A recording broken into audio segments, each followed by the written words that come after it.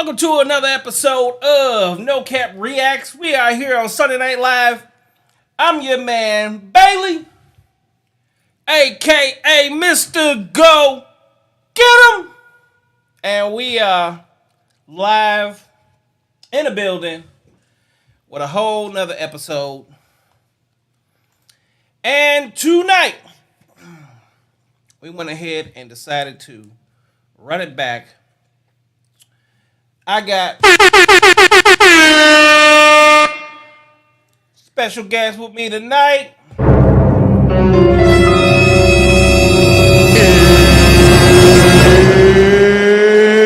It's time! That's your cue. I'm sorry. I apologize. It's Amanda from Amanda's Authenticity. I'm back. Just on a different note tonight, right? That's what we talking about, some different stuff. It is a different note tonight. We are having it this. So Sunday nights is the real conversations where we can get deep down into it and in depth with things and really like cover some shit. And there was some shit that was said in the podcast the other night in reference to like your dating situation, things like that. That I'm pretty positive other people will really understand, be able to, feel your pain and what you're going through, especially for females, because I got a lot of females on my channel. So for all the ladies out there and their dating woes, this will be like a good conversation where you can kind of give them some insight of things that you're going through, because you ain't the only person going through that. Right. So why not give them the female perspective of what you're going through? Plus, as I said at one point in time, I too was going through the same thing, just a little differently. On the opposite spectrum. Yeah, I was on the opposite side. So like we could actually have a real conversation about it and really get deep off into it, because we both been in the same situation, just different sides of the tracks, if that makes sense. It does. So how was your day? My day was good, and actually ties into what you're talking about as far as I went to visitation today. So She went to visitation. I did. So let these people know what visitation you went to. So for people that have never dealt with it or know what it is, it's for people that are incarcerated. And of course, we only get to go visit them when the prisons say we can visit them, which in my case is the weekends, Saturday and Sunday. And then just depending on what yard and what level the prisoner is at, determines how many hours they're able to spend with us, with me, with family members. So in my particular case, he has 12 hours. So one day I'm able to go all day, 8 hours. And then the second day I only have half a day because he only has a total of 12-hour visitation. So it definitely is a lot because I'm coming all the way from Phoenix, and currently he's being housed in Tucson. So I go all the way 2 hours one way, spend 8 hours with him one day, come back another 2 hours. That's 4 hours of driving. And then Sundays are worse because I go back down there and only get to spend 4 hours and then have to drive back. And then also, I don't know how it was back when you was in there, but these COs be fucking with the family members, the visitors. Always have, always will. Man, they be like about every fucking thing, every little thing. Today, so it was actually snowing in Tucson today.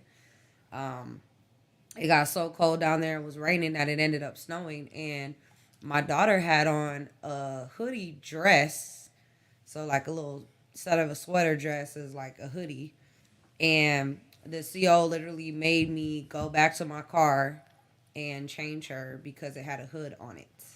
Oh my God. So it's like, it's crazy because she's a fucking child, she's a child, It's cold as shit out here. It's Yeah, but pouring down. they have to take certain precautions. You know that baby could do anything, according to them. I mean, like, of course, like they feel like I can put something in there to smuggle it in or whatever, but it's already crazy enough because we still have to go through a metal detector. We still have to walk past the other, like, I guess it's like a T. It's called a T-shaped metal detector or something. So we got the one that we walk past, the one that we walk through. Then we got to take our shoes off. Both of us have to take our socks and our shoes off. We have to take jackets off.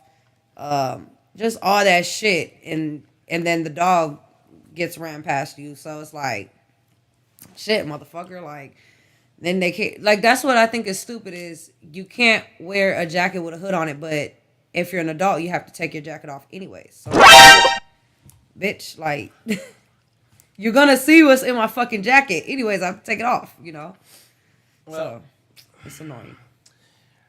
over the years, there have been so many things that happen inside of them dirty, dirty walls that they have to be very precautious of everything that happens, and that's what it is more than anything. Um, a lot of times we take it as very personal situations, and it's like they picking on me or they doing this, but unfortunately, it's all for the security of those inside as well as those that are coming inside. See, you are a willing participant of the show up and see, whereas the other ones are not so willing, but they are willing to get out of there. I can tell you that much.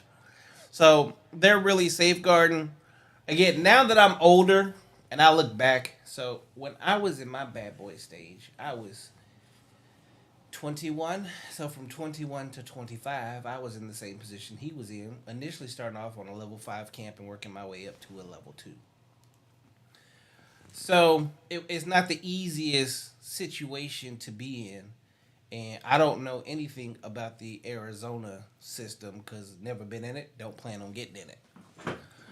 Um, and what happens is, as they're doing that, it makes it very inconvenient for you, right? But it's always inconvenient for you until, let's say, one of them crazy dudes decide to do something real smooth, like, and then you go jump in your car and somebody in the backseat of your car that you didn't plan to be in there, or you driving down the street and somebody pop out the trunk.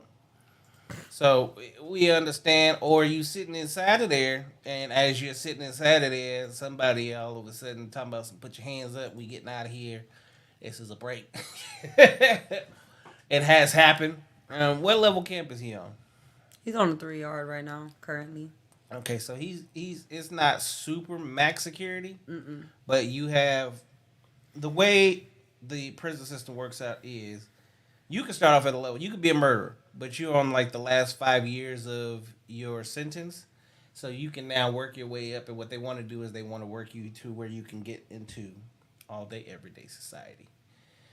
Um, you can have one of them on a level 3 and not even know it, and then that person is trying to do some next level things. So, how long have you been in your said relationship prior to where you're at now?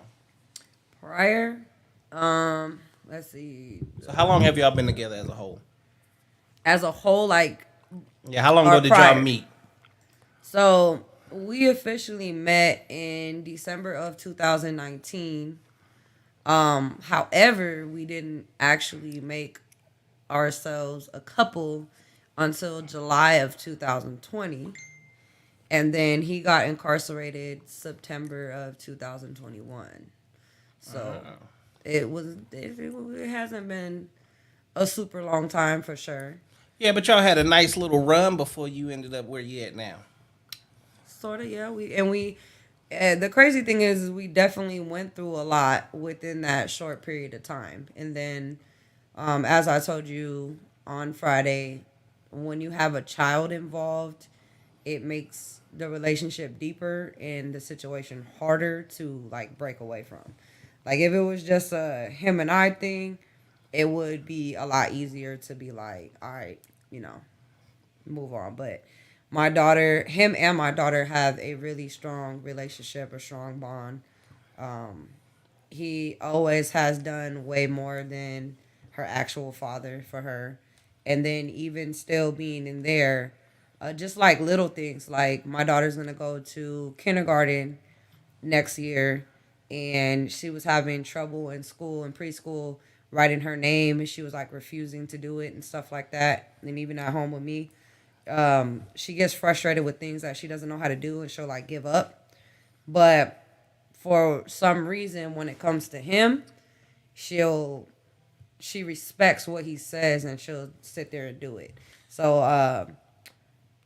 last Saturday, there is a nice, healthy fear that men and children have, whether it's little boys or little girls.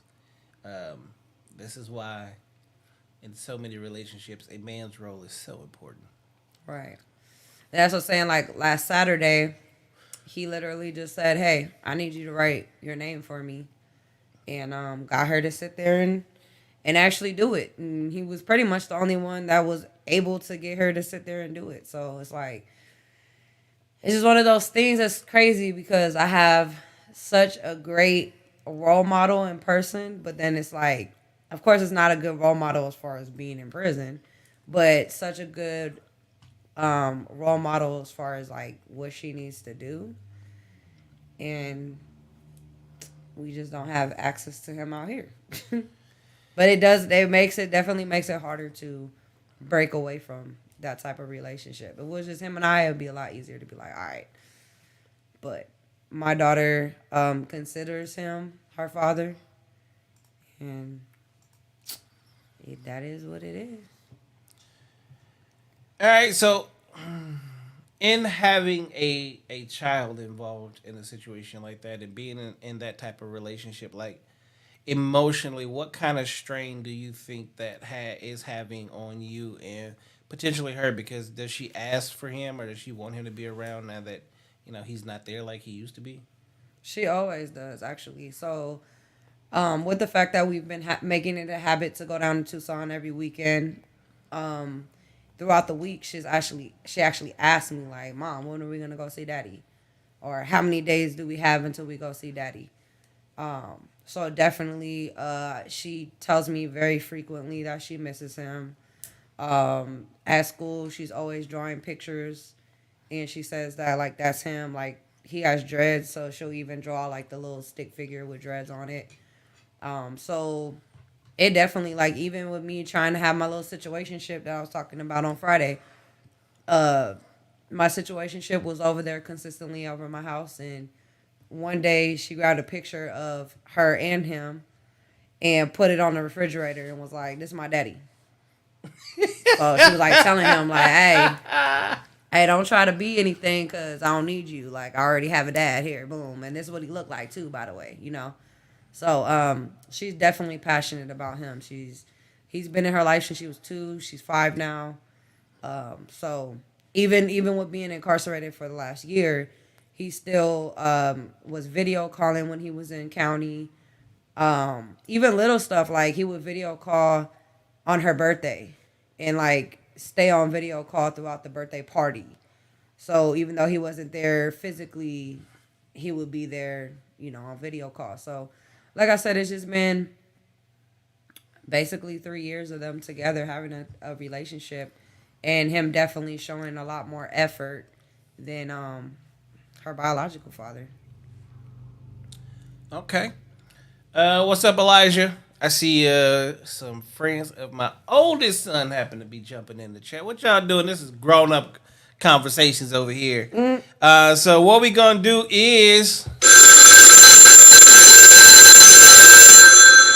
as y'all know, this is a live call-in show.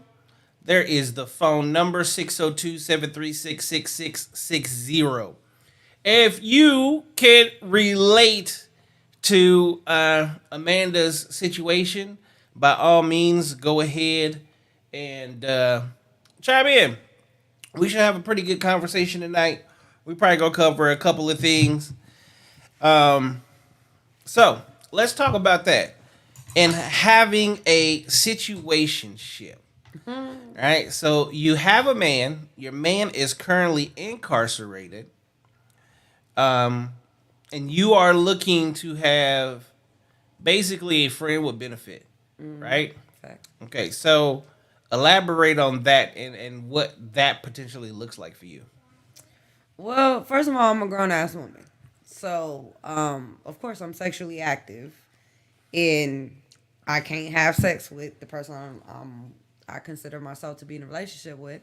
So, those needs need to be met somehow, and then that's when you go into the situationship where you like, hey, and I've been honest, like with the people I have had throughout my year and a half of being away from my actual man. I've been honest about my situation. Hey, look, I technically consider myself in a relationship. However, I don't have access to my dick. This is some dick. So You have no access to the penis. don't. Especially here in Arizona, it sucks because here in Arizona, they don't do conjugal visits. So because that was another thing. Like he was asking me, he was like, I want to get married, and I was like, like I'm not getting married while you in there.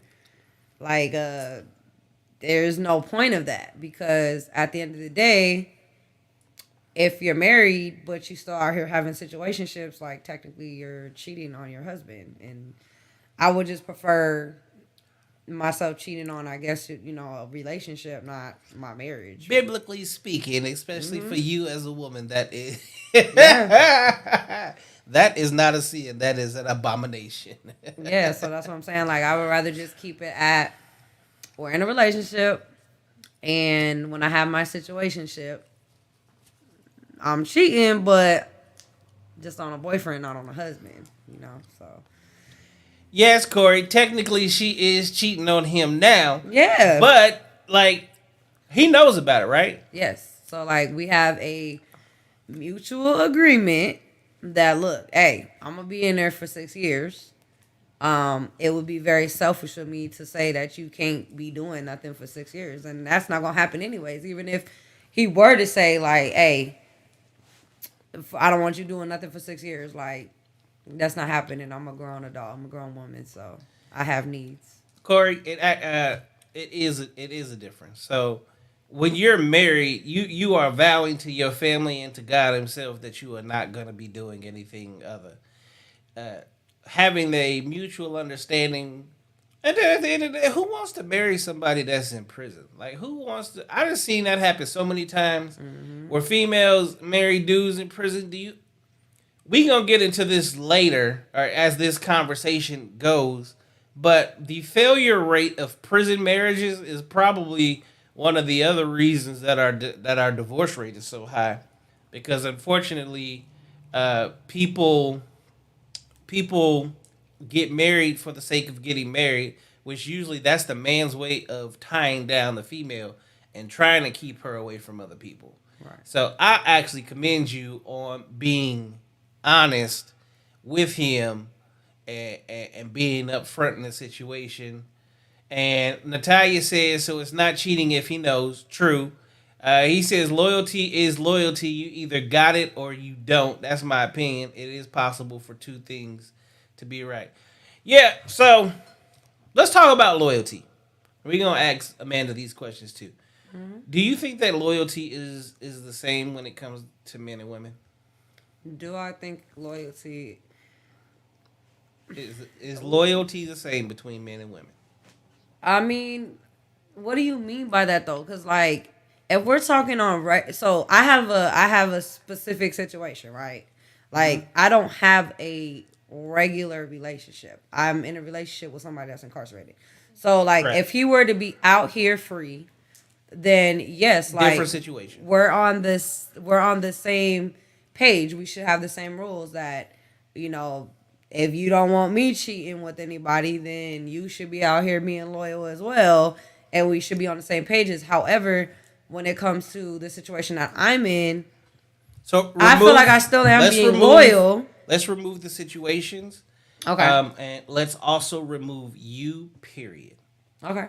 Between the male species and the female species, do you think that loyalty and we play by the same rules when it comes to loyalty?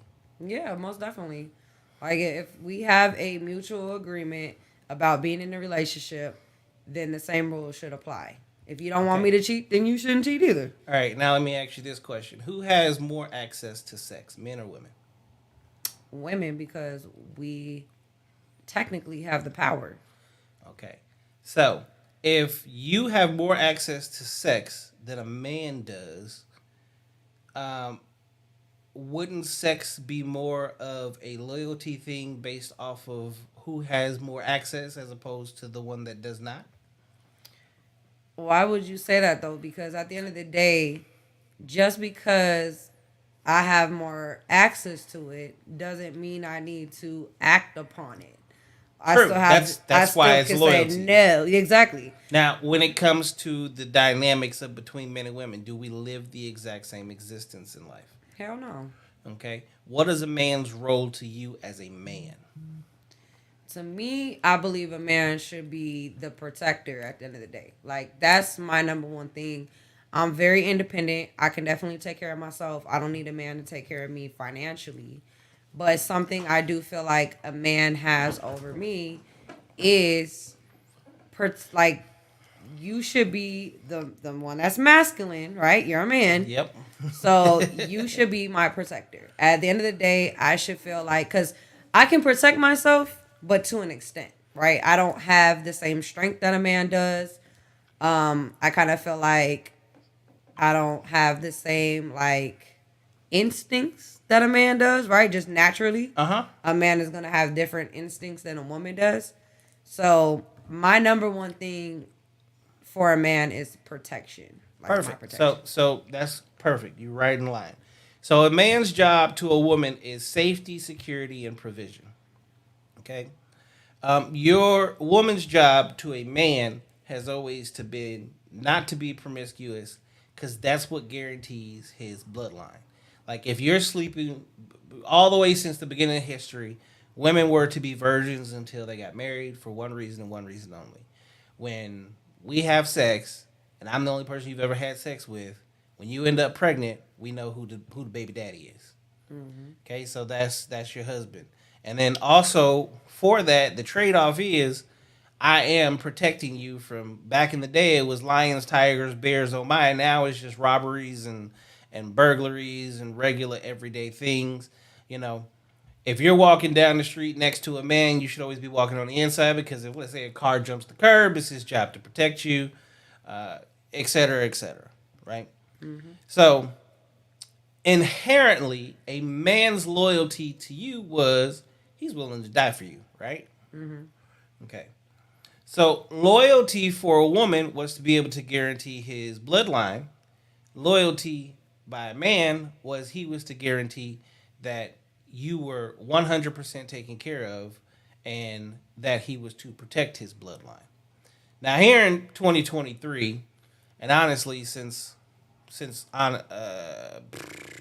right after slavery, loyalty has taken a different meaning, and it wasn't really pushed until about the 1920s, 1930s, when no ifs, ands, or buts about it, taxes really started to kick in, and they started to push monogamy. So monogamy is only a little over 100 years old.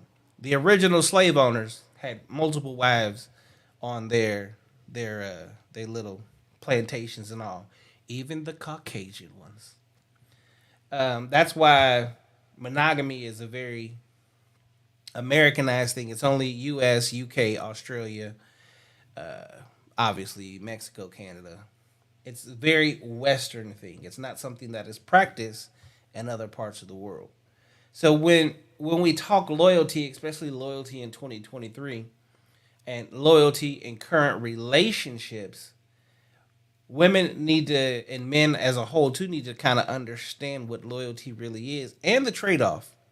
Do you feel like men are truly providing for women and then also protecting women in today's day and age?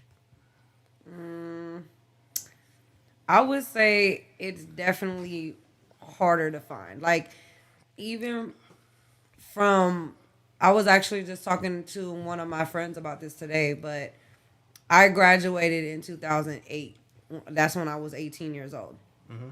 And dating was a little bit more serious than it is in high school. Because I feel like high school dating is just to say you have a boyfriend or say you have a girlfriend, but it It's doesn't. experimenting. Yeah, exactly. It doesn't really mean anything. It doesn't really have a meaning behind it or is serious. So I remember dating at 18. I'm now 32, about to be 33. And I would definitely say that the game has changed a lot. And I would definitely say that men themselves have changed a lot. And it just seems like nowadays the number one goal is just to get pussy. That's it. Just like I was talking about that on Friday, how men aren't even asking questions anymore. They're not even trying to use condoms and nothing. It's just, let's get straight to it. Let's get to it. And especially if you're on things like, and that's probably changed the game up a little bit too, like with the fact that everything is virtual, online, dating sites, all that shit. That's the number one thing that males go to on dating sites. Like, what's up? Let me come to your house. Or you come over to my house. And of course, like, what's the goal of getting somebody to your house? Sex. To have sex, exactly. So, Chicken and dicking. So with that being said, sex, when a man is talking about a woman coming over to have sex, they're not thinking about protecting you. They ain't even protecting you not using a condom. So all right, so hold on. Definitely. We gonna get to that. We gonna get to that's that. what I'm saying. Like, all right, so at the end of the day, the answer is no. Men are not protected. So hold on. Corey said these dudes be soft as fuck. Too many men are emasculated by the media and society. That is part of it. Wait a minute. If men only want pussy, what else are you offering? Cause let you tell it you in a relationship with a man that's locked up, so all you can offer is pussy. That's not all I can offer. That again, that's all you're looking for. So that doesn't even apply. Now we're gonna go back to the emasculation and things such as that. All right. So the answer to the question is no, men are not doing that, and that is part of why I love having these conversations and these questions come up. The reason men are no longer men is because let's just start at loyalty alone. Women, current society is asking men to live and play by the same rules as women. Women are now also being asked to play and live by the same rules as men. Do you work? Yep. Do you pay bills? Yep. Do you take care of children? Yep. Okay. So the job that you used to not have, you now have, and that was the primary goal of a man, as him being the protector and the provider, right? Mm-hmm. Okay. Now, not only are you the provider, but for the most part, you're now also your own protector. And let's just be honest, in the world we live in today, are women far more promiscuous than what they used to be in the past?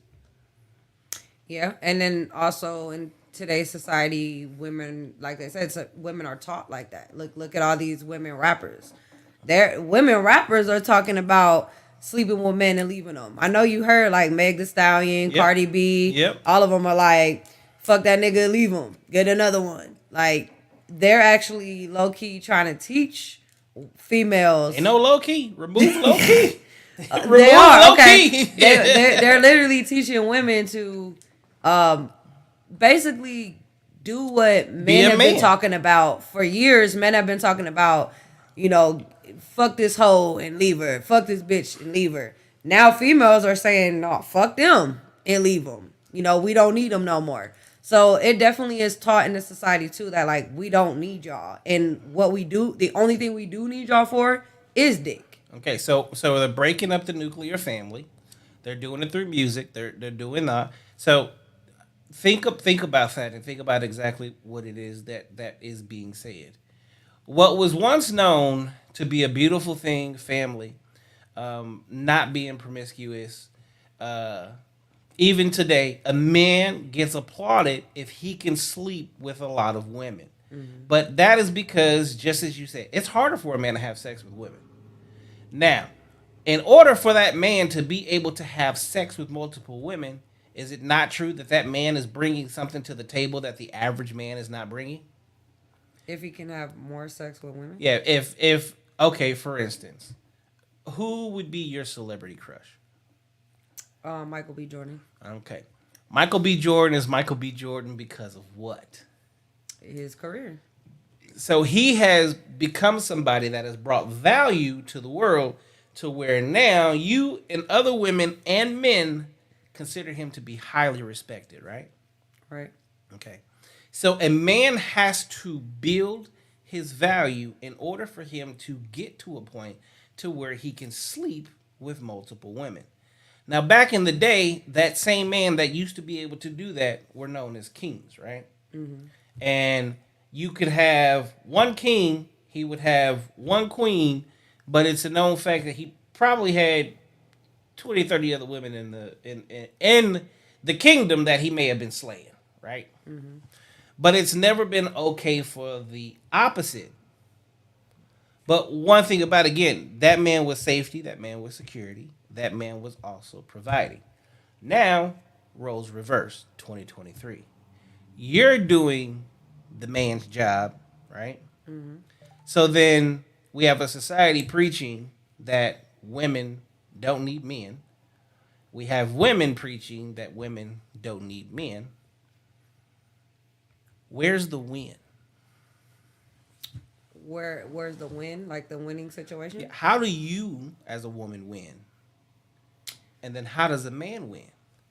I mean, you can really only win if people come to an agreement. I guess basically if they come to an agreement about the old ways. Like both of y'all can be like, this is what a man really is supposed to be doing, not according to society or not according to 2023, but I've come across some people that their parents have been together 30 years, right? Mm-hmm. And then they look at that as a goal or look at that as an inspiration, and they're like, you know what, that's what I want. I want to be with a woman for 30 years or whatever. But there has to be something to break that cycle of a woman saying, I don't need a man except for anything for sex, and then vice versa, a man saying, well, if this is all women want is sex, that's all we want too. There has to be somewhere where you find someone that puts a stop to that mind frame. I guess goes back to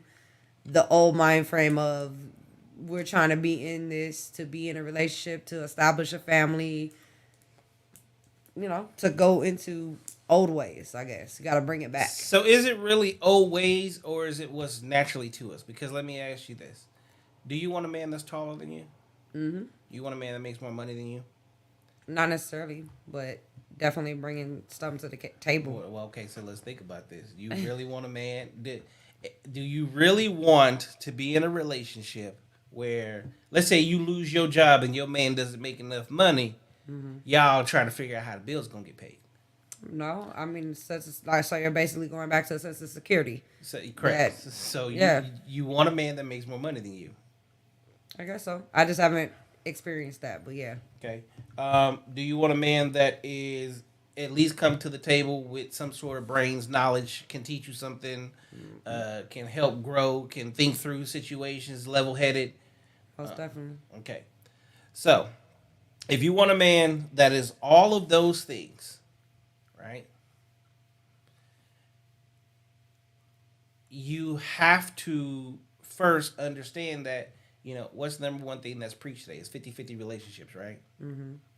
Is that a 50-50 relationship? If a man has all of those aspects? Yeah. If a man has all of those things, is he coming with 50-50 or is he coming with more? That's not a valid question, because then you have to ask what the woman's bringing to the table. Because if the woman is bringing all of that, but if you're, I guess when you go back to saying if a man's making more than a woman, then they're bringing more to the table. So she doesn't have to bring that to the table, right? Now she can relax and live. So like, let's say me personally. Let's say if I was to put this on me, and let's say you are my girl. Automatically, I'm pulling you into my fold. I'm 100% going to take care of you. Why? Because if I do that, well, let me ask you this. Is work stressful? Depending on what job you do. Correct. So, if I can remove that stress from you, does that benefit you? Yeah. All right. So then that means you can focus more on taking care of home and taking care of your kids. Mm-hmm. Okay. So let's say it's me and you. You have a daughter. I have kids, right? If we're both working to do this so called 50-50, who's taking care of the children? You would have to either trade off or unless you say like I'm too tired to do that, that's you. So I guess it would depend on who's putting it off on who, but there's definitely not 100% like how you said back in the day. It was like that was a woman's job is to take care of the kids. If both of you guys are working, now it has to be something that's Daycare or family mutually, members. yeah, or mutually agreed upon. Like when you get off work, hey, you watching the kids now that you off of work, or hey, babe, I got it. I'll watch the kids because I know you had a long day at work or whatever the case may be. Okay. Welcome to the show, LaShawna. She said, I don't agree with 50-50. I know that personally. That is my ex-fiance. Oh, okay. So, when it comes to these dating dynamics, these relationships, the world that we currently live in today, right? We have to look at what the number one problem is with relationships off the fact. And we got to stop saying back in the day. It's not the fact that it's back in the day, because the relationships, people don't realize the relationships that actually work today are relationships where the man is taking more of the role of the man in his masculine, and the woman is taking the role of the woman and her femininity. And that's where relationships are currently 100% working today. And that's where love is one flourishes the most. Because when you have a man who makes more money than you, a man that is taking care of the bills, the man that is also still 100% a part of their children's life, and you have them there, right? Do you now love and look at your man with a whole totally different respect and admiration? Yeah, for sure. So that's where it then goes to the questions of like your current relationship and then other women's current relationships, right? Mm-hmm. And is he able to offer you that in life, not only now, but also later?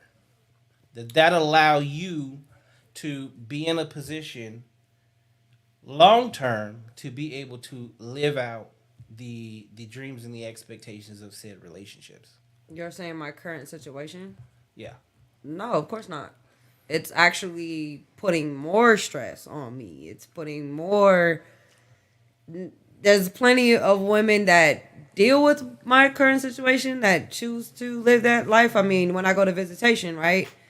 90% of the visitors there are women. Yeah. They're women. Like, and then you have like that other 10% that are in the same boat as me that come with children, whether it be the inmates' actual biological children, stepchildren, whatever, nieces, nephews, family members, whatever. But 90% of the people are girlfriends, fiancés, wives, lovers, whatever. Because there's even a female that actually lives up here in Phoenix that I met through there that said that when he was out, he actually is married with children. Okay. Yeah, crazy. Married with children. And she was basically a side piece that the wife knew about. And the wife, when he got incarcerated, the wife actually like low-key dipped out.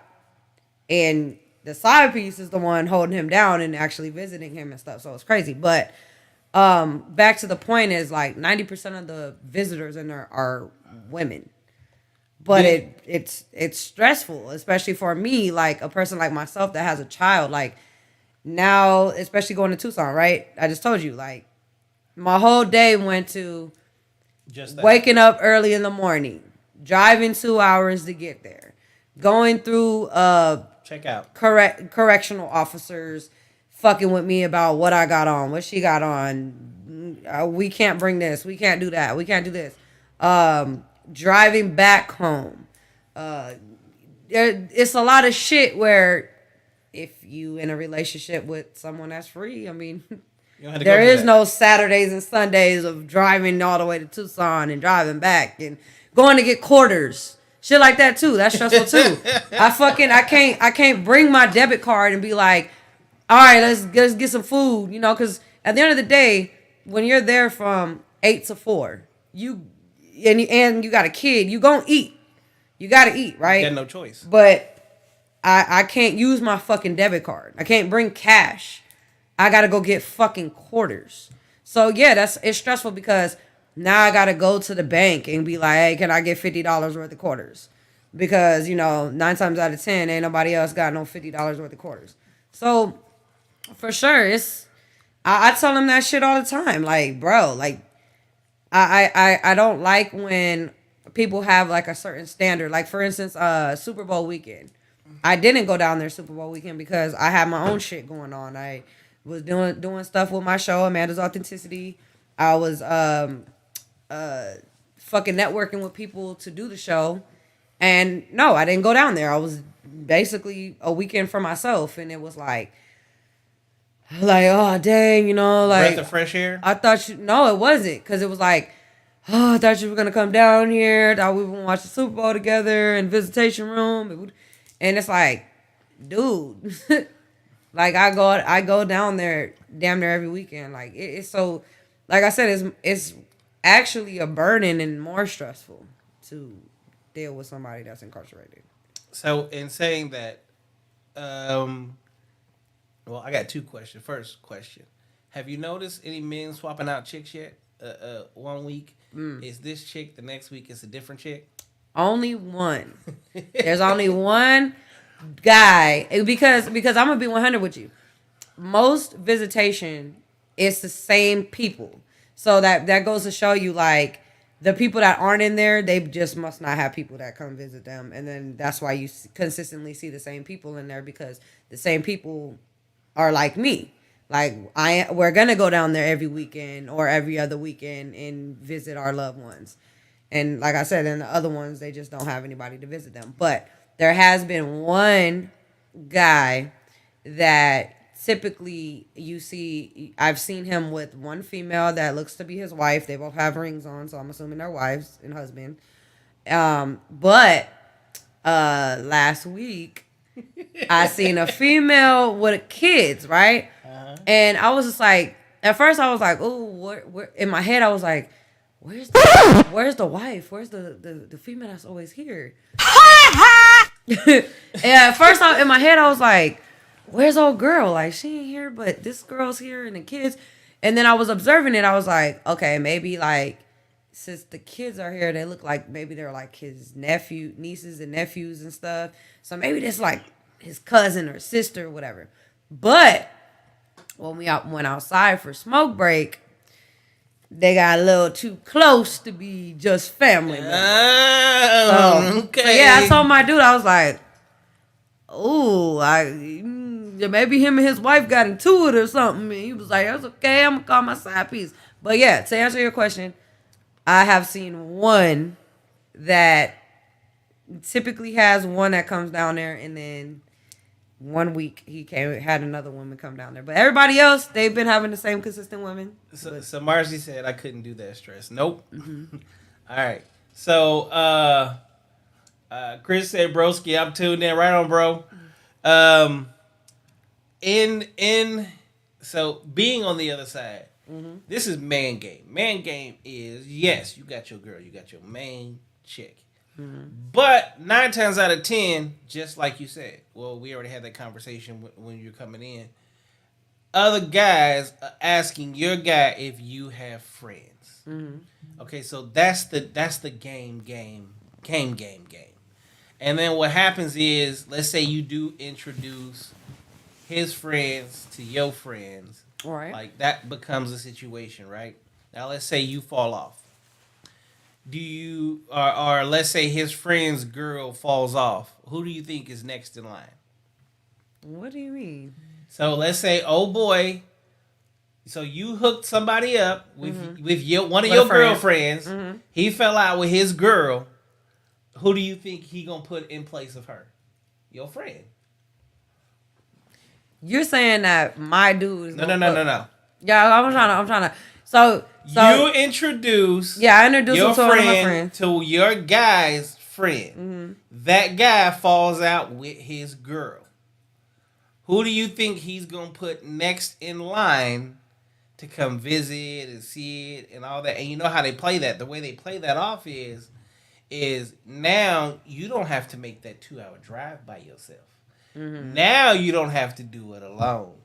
The reason this easy sale is because you get to show up with your girlfriend, and then the other dude that's there is doing the exact same thing, if that makes sense.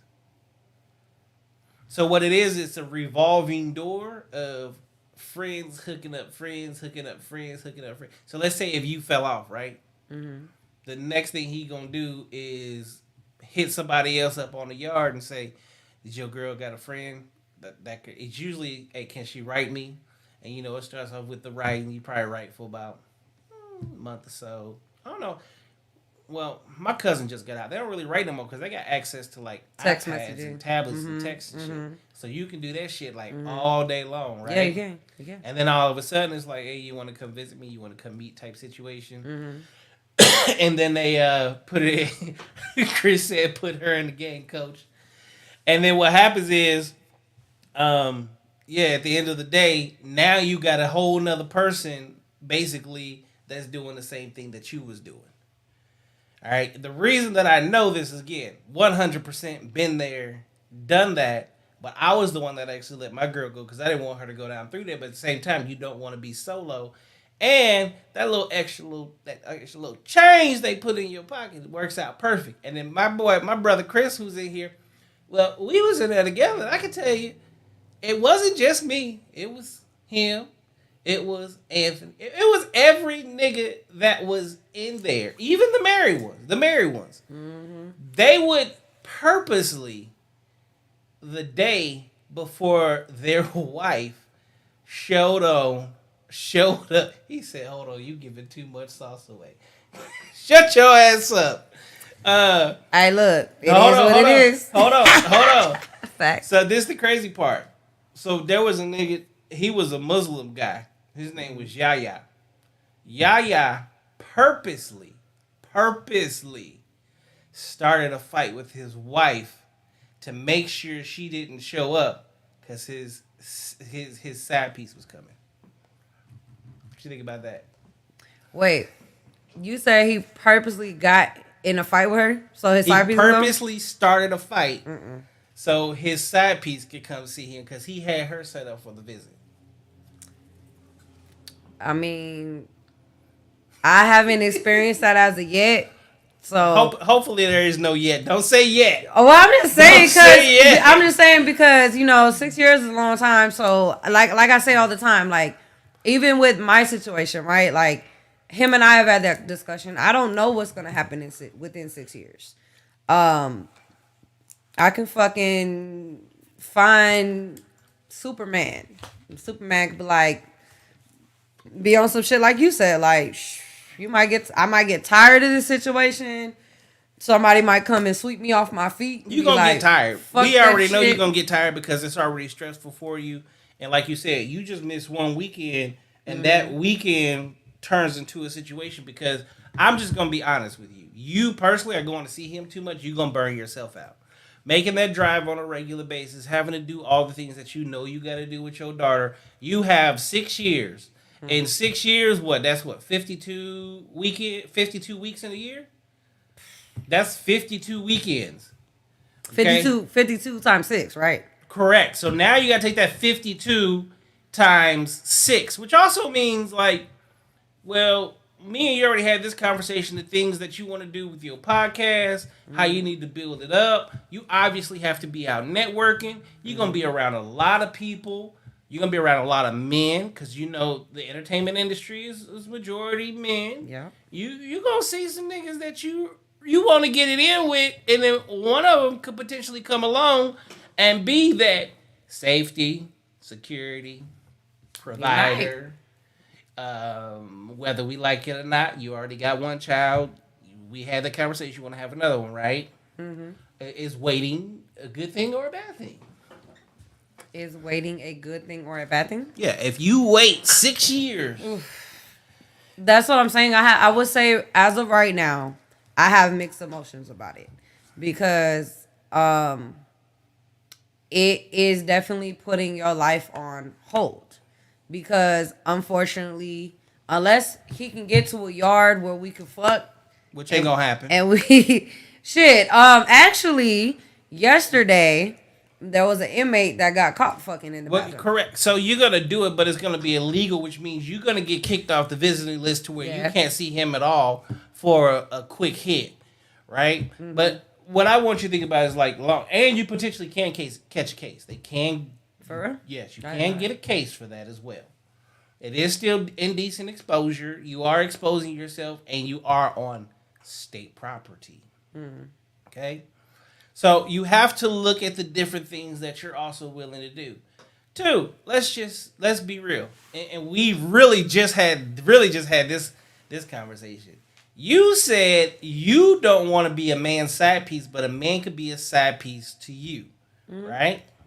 Yeah, I did. Okay. But wouldn't it be smarter for you to probably be involved with like a married man or a man in a good relationship to where you can remove feelings from it and just make it more of a sexual thing, and more than likely that motherfucker's not gonna be looking to knock you up? No, because like I said, I don't share nothing. I'm not about to give myself to someone or side piece myself to someone that goes to sleep with another female at night. Like Chris said, him and I had a conversation the other day.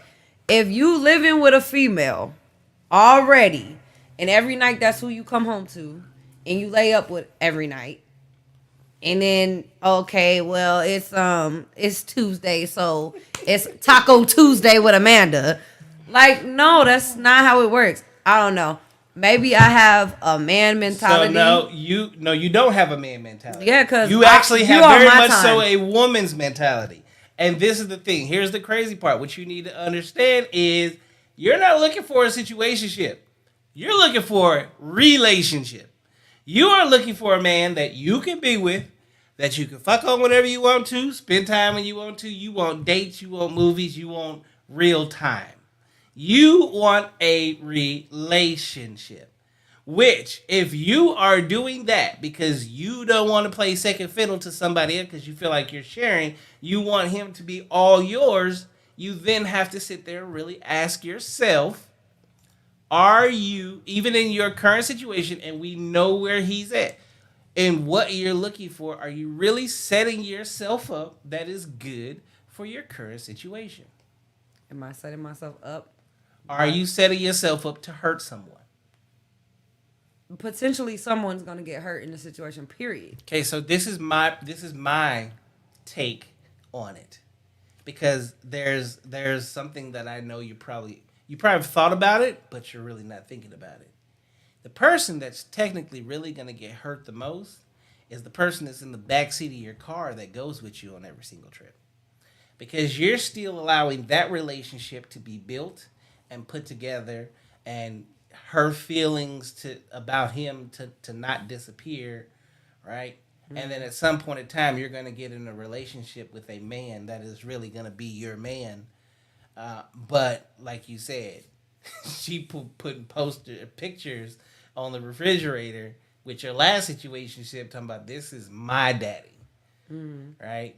You have to think about the people that are involved in this and the fact that 52 times out of the year, it's not about you. You're taking someone who is very much attached to that man with you.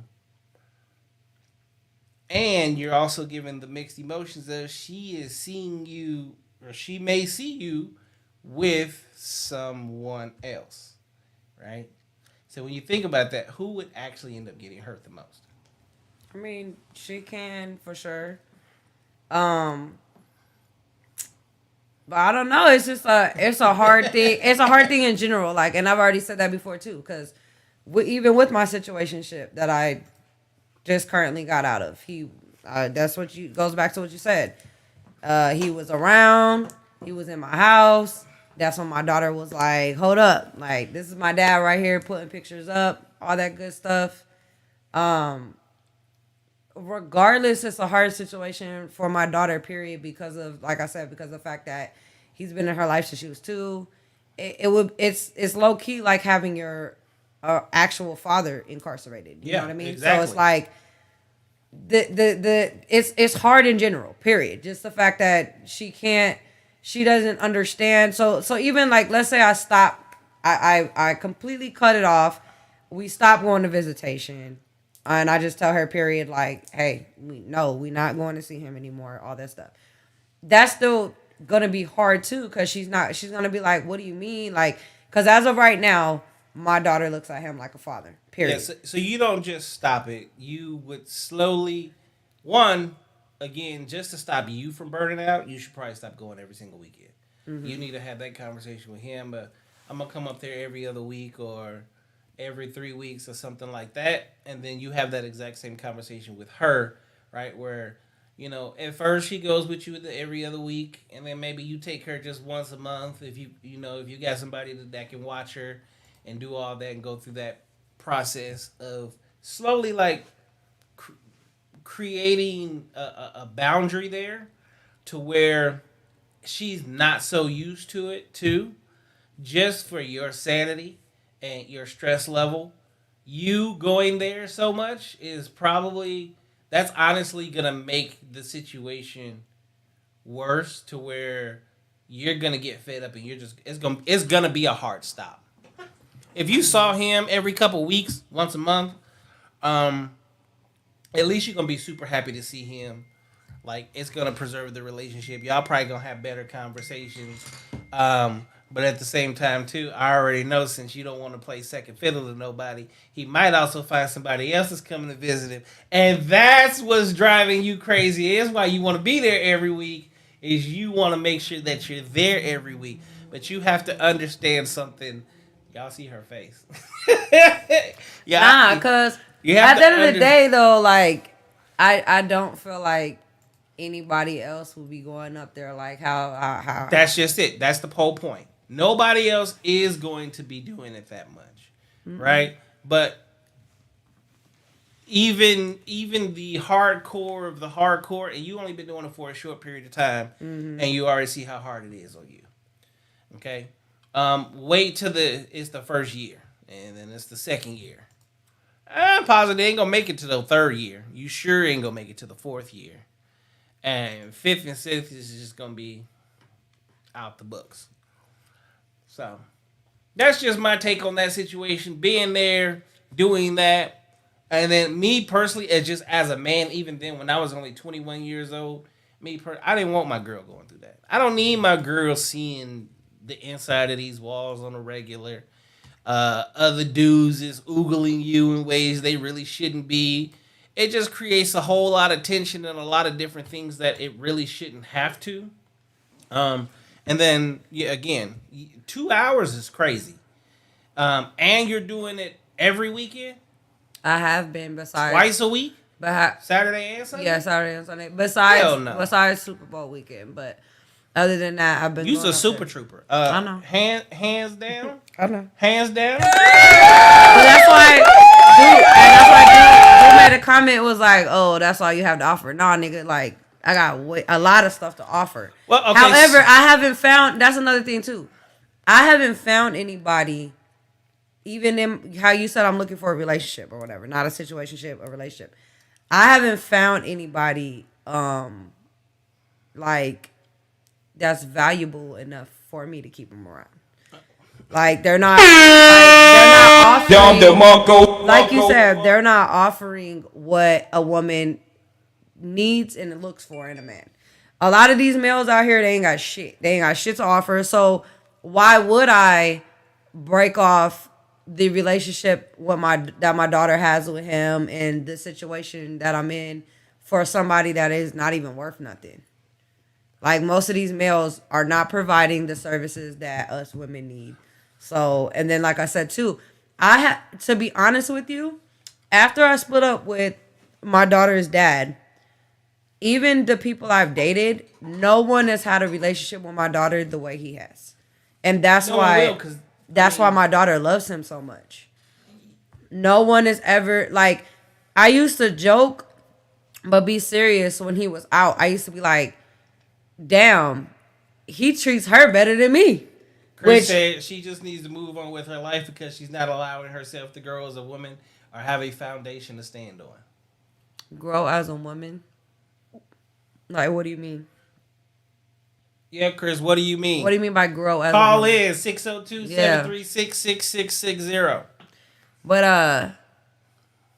but yeah, so like that's another thing for me that has kept me around as well is even the people I've dated after my daughter's father, um, they have never had as strong of a relationship with my daughter than he has.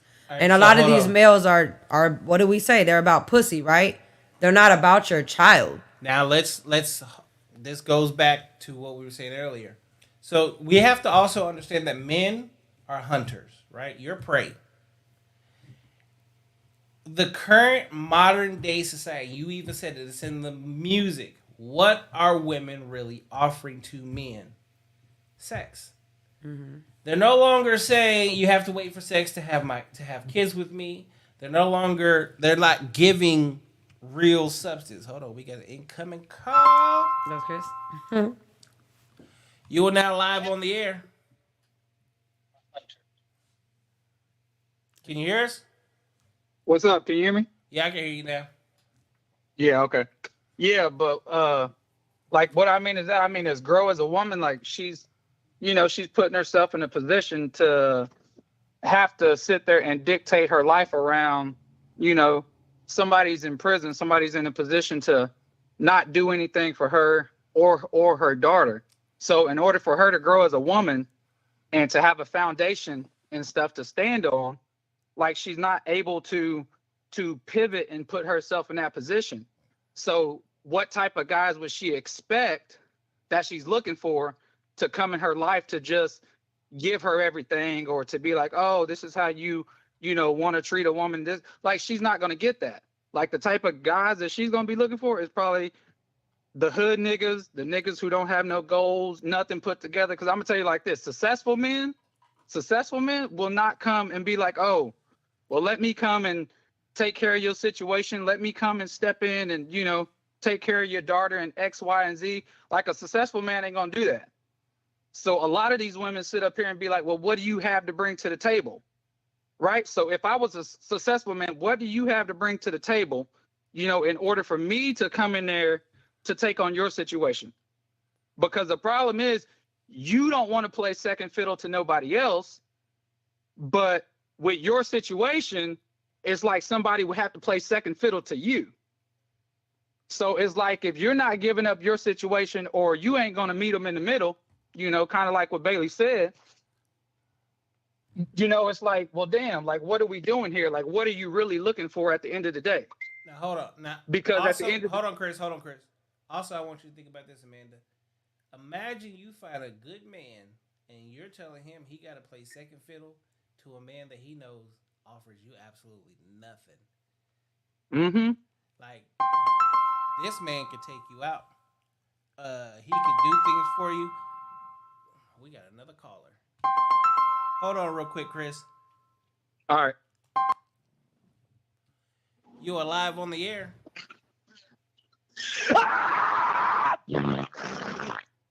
What? Okay, that's probably like some kids playing or something.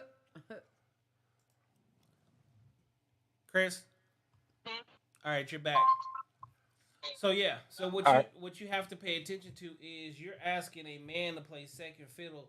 Like you potentially could lose out on what could be a good thing by telling this man to hold up and wait, as opposed to, which is why I say it would probably be in your best interest to deal if you're just looking for a situationship to deal with someone that is willing to be and play the minimal part and role in your life.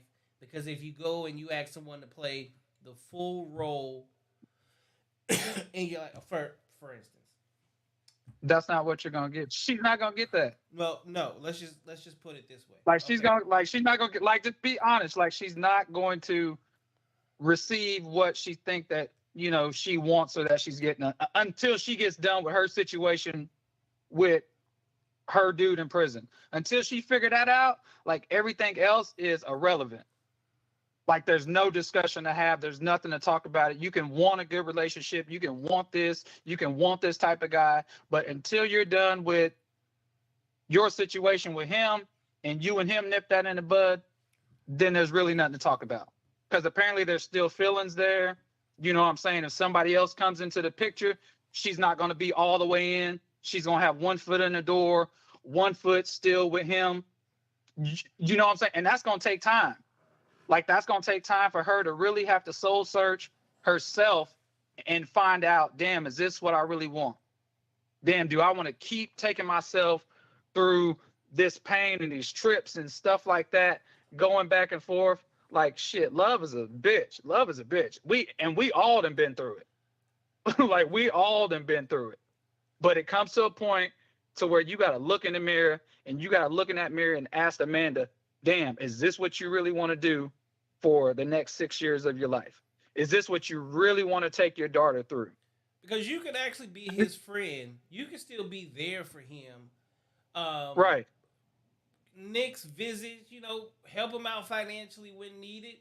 And I mean, if nothing happens for you in the next 6 years, he's still there. That's the thing. He's still there Yeah. regardless. He ain't going nowhere, right? But Look, can you look, go and out and find yourself the a crazy good part man? is, me and Amanda had this talk the other day, and I told her, whenever me and you went to prison, so I was with this girl named Rachel, right? I said, when me and you went to prison and stuff like that, she was around, she was willing to stick around, and she was putting money on my books and doing all this stuff. But it came to a point to where I was like, damn, well, I don't know what's going to be what, but I don't want you to have to come up here every fucking Thursday to fucking see me, or put money on my books, or feel like you're obligated to do something. Like, I'm not about to take you down that road, because I don't know what the fuck is going to happen at this point. And that's where I You say, know what I'm saying? So I want you to live your life. I want you to go out there and find love, or find happiness, and what and who, like, ever that may be. But I'm in a position because of me. I got myself in this position. So for me to be fucking selfish and sit there and drag you through this shit with me, like, in the end, like it doesn't, like, it doesn't make sense. So in my situation, I just let her go. I let her go and be like, hey, you do you on the outside. Look, like, whenever I get out, if I'm still here, or if you're still there and you have nothing going on, then we can continue what we, like, what we had on the outside before I got in here. But and I was the exact I don't same know, way like, that'd because be my take on the deal. at the end of the Like, look, day, like, really, when I got locked up, I was taking care of my girl, and she had a kid. So the woman that I was with, I didn't have kids. She did. She had a son. I got rid of her because, one, I just, as a man, I can't sit here personally and be like, before I got locked up, I was paying the bills. I was taking care of us. Like, I was doing this. And now it's like role reversal. You want to come see me every week. You want to put money on my, or you have to put money on my books. In that situation, yeah, initially when it started out, right? That's a bad position. And to me personally, I don't feel like a man like that, where I feel like I'm relying on my woman. And and I felt like it would be better for me to let her go, because yeah, you could easily go out again. That's back to the sex thing. It's easy for you to go out and get some dick and find a man. Like, that's gonna be easier for you to do and actually be happy than to sit around every single solitary day harping on me. And then the crazy part about it is, like, he might be cool with it right now, or he says he's cool with it, but no man is actually really 100% cool with his girl being with somebody else. And then, like I said, there you have the kid aspect that's into it. At some point in time, it's then going to start being conversations. It's going to be yeah, then arguments. It's then going to be like, okay, so you doing more for that nigga than you're doing for me type situations. hmm, And that's just how men are. And initially is gonna start off that way, uh, but it's not real. So hold on in the chat. Marcy said, "I'm my mother's keeper for the past year. She's in a care home. I go take her lunch every 3 weeks. I can't do more." Natalia says, "If he loves you, he'll let Marcy. you go, and sometimes you have to love someone from afar." Yeah, from a distance. So Yeah. thanks for calling in, Chris, and explaining that situation. You got any questions or anything to say to him? Like he said, we had a conversation the other day, like personally, one on one, not through here, but Yeah. one on one. Cool. Yeah. Thank you for calling in, bro. Then my other thing right quick. All right. Then my other thing right quick before I hang up. Ladies, ladies, ladies, ladies. If y'all are looking for a certain type of man, I'm gonna tell ladies all this all the time. Stop fishing in the same goddamn pond. Y'all go fishing in the same pond as every other female, and y'all keep finding or getting the same results.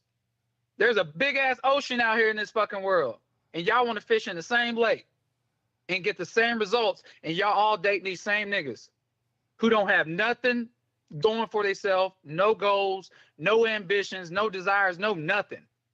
So when you want these hood niggas and these drug dealers, all this shit, and that shit look good until motherfuckers get jammed up, right? And then you out here looking stupid, or this nigga got you looking dumb because you can't think of anything else past him. Your life can't move anywhere else past him. Like, think about that shit. If you really want a successful motherfucker, you need to start going to other places that you ain't been. But You need to start doing things that you haven't done before. I'm gonna have you back on the show because we need to have that conversation. But that's a whole totally different thing. That's the safe route for a lot of women because they know that's a temporary. It's not something that's long term. Two, Yeah. women hate feeling like they're in competition for their man. So her crush is Michael B. Jordan. If she is Michael B. Jordan's woman, she knows, no ifs, ands, or buts about it. There are hundreds of thousands of other women that want him, which means you can't act up, you can't act out, and you have to know that sometimes, at some point in time, he might step out because he has more options than you have, and that scares the hell out of women. So it's a safe route thing, and it's also the fact that they don't have to 100% really give their all because they know at some point in time he gonna dip off. So we need to have that conversation. We gonna have a conversation with you. I'm gonna get your ass back in here on the couch. We do. I gotta do it. The next time I'm off. All right. Well, I'll holler at Next your time ass. I'm off. I'm pretty sure you out there playing Day Day. Go up. I am. I am. I'm about to move to the next site right now. Go keep them safe, Day Day. Top flight. Top flight. Top flight. Top flight security of the world, Craig. Wait, all right, y'all be good. Yeah, but that's what I'm saying. He's talking to you. Yeah, true. Top flight security of the world, Craig. Yeah, I am. I'm top flight. All right, top I'll flight, let so. you later, nigga. All right, bro. All right. Chris Marcy said hi in the chat. All right, so let's move on to a whole. Let's table this and go to a whole another conversation situation. Okay. All right. What is the future of Amanda's authenticity? So, I mean, you and I had a conversation the other night about it. I would like to. She was stuck here till 2:00 in the morning. Yeah, I was. I would like to home me my new studio. That'd be nice. And continue doing me. Like I said, I mean, I had perfect success. There was nothing going wrong with my show. I guess my advice to other people is sometimes you do get people that are haters and get jealous of the results because nothing's guaranteed. Like even you, right? You have your show, you have your regulars, you have your fans. So 9 times out of 10, they're gonna be loyal and faithful to you and continue to watch your stuff and support your stuff. But how many others besides them are gonna do that, and be consistent. Yeah. But with my show, like I did see a lot of success. I did see a lot of supporters. Still right now too. I mean, even right now, looking at my phone, I get people that view my actual Facebook page every day and favorite, more subscribers on YouTube. So everything's been pretty good and successful now.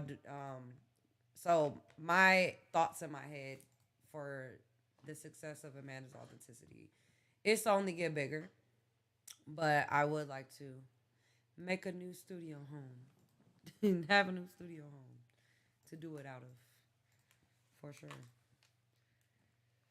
Well, I think we can easily make that happen. We'll talk more about that. Now, in the future, what are some of the things with your new studio home? What would people look forward to seeing or hearing? Like, what is it that they would see or hear on your show? Well, since day one, it's always been.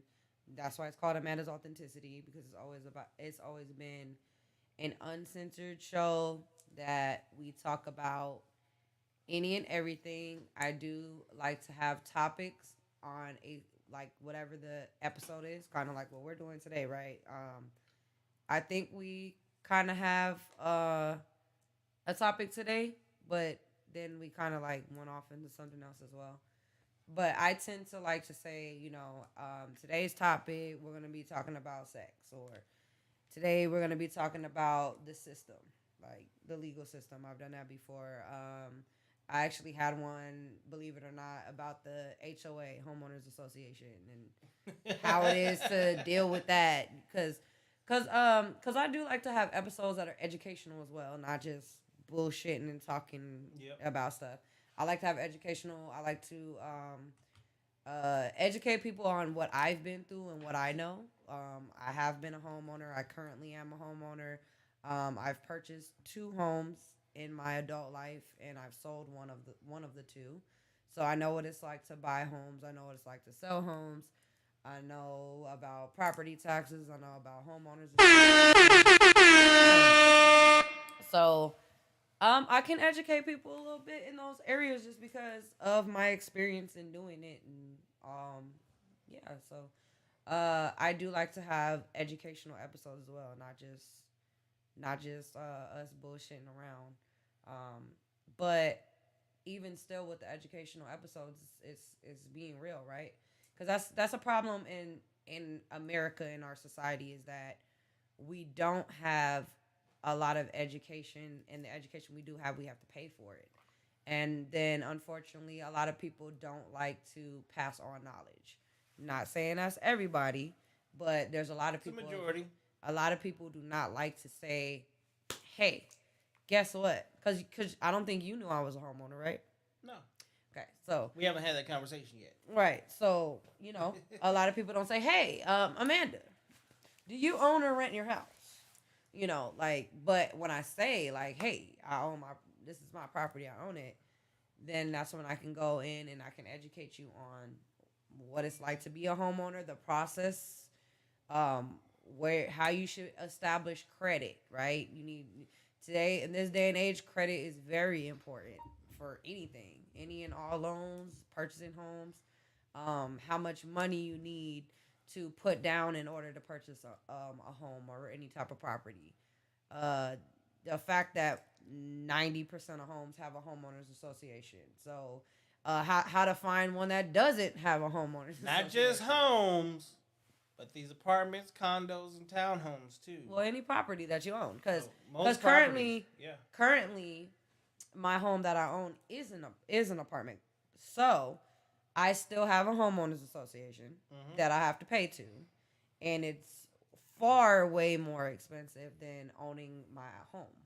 Yeah, because you, in that situation, so as someone that has, so you made a, I'm a property owner, flipped homes, that really stopped with COVID. COVID killed the market for everything but businesses, and then buying luxury individual condos. to Airbnb out. The HOAs on those are far more expensive than an HOA on a regular Hell home. yeah. You have also far more rules, and if you're gonna do the Airbnb thing, you really have to look into that homeowners. Do they allow it? Does the property allow for that? But you also have to understand that what you're really paying for inevitably is the fact that you don't have to clean the pool. Just the You don't upkeep. have to worry about the gym. You don't have to worry about the roof.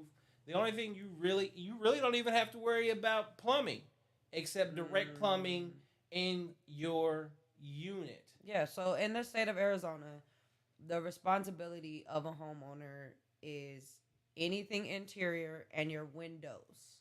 Yep. You're responsible for your windows as well.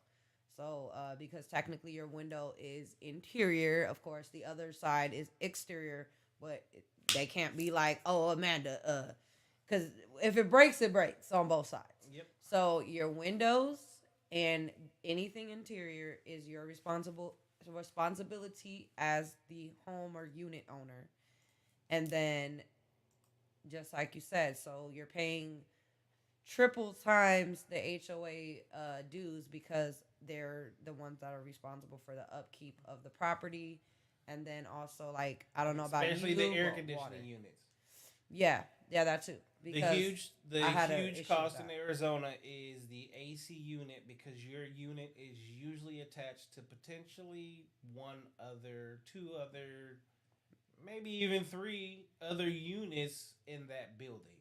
Mm-hmm. So depending on how many units and then how many air conditioning units you have on the The roof roof. of that building, it dictates a lot. But again, if you are a homeowner and you own a home and your AC goes out, oh, that's an easy 8 grand. Oh yeah, for sure. Easy. That's just to buy the unit. Yeah, that's not even to install it. That's not installing. That is they paying you to take that bitch away. And everything I hear is pretty much on top of a home. So that requires a crane to come out, lift. The one I had in Avondale was on the floor. You have one on the floor? I had one that was well. Also, let's back it up. I didn't have a two. I had a one story. Yeah. So Okay. my AC unit was next to, like, basically going into the backyard. Uh-huh. It was on the side of the house. The first house that I flipped out here was in Tempe, and it was a single. It was a 2 bedroom, 1 bathroom house, but the AC unit was on the roof. So the first time the AC messed up, the coil went out. I swapped that out. I could do that. And then something else happened, and the pipe froze because the Freon. So it froze, and then it blew up, and then it didn't work. And yeah, I had to pay for the crane to come out to take it off the roof, and then I had to pay for the crane to either stay out or come out the next day to put the new one on the roof because it wasn't going to happen on the same day.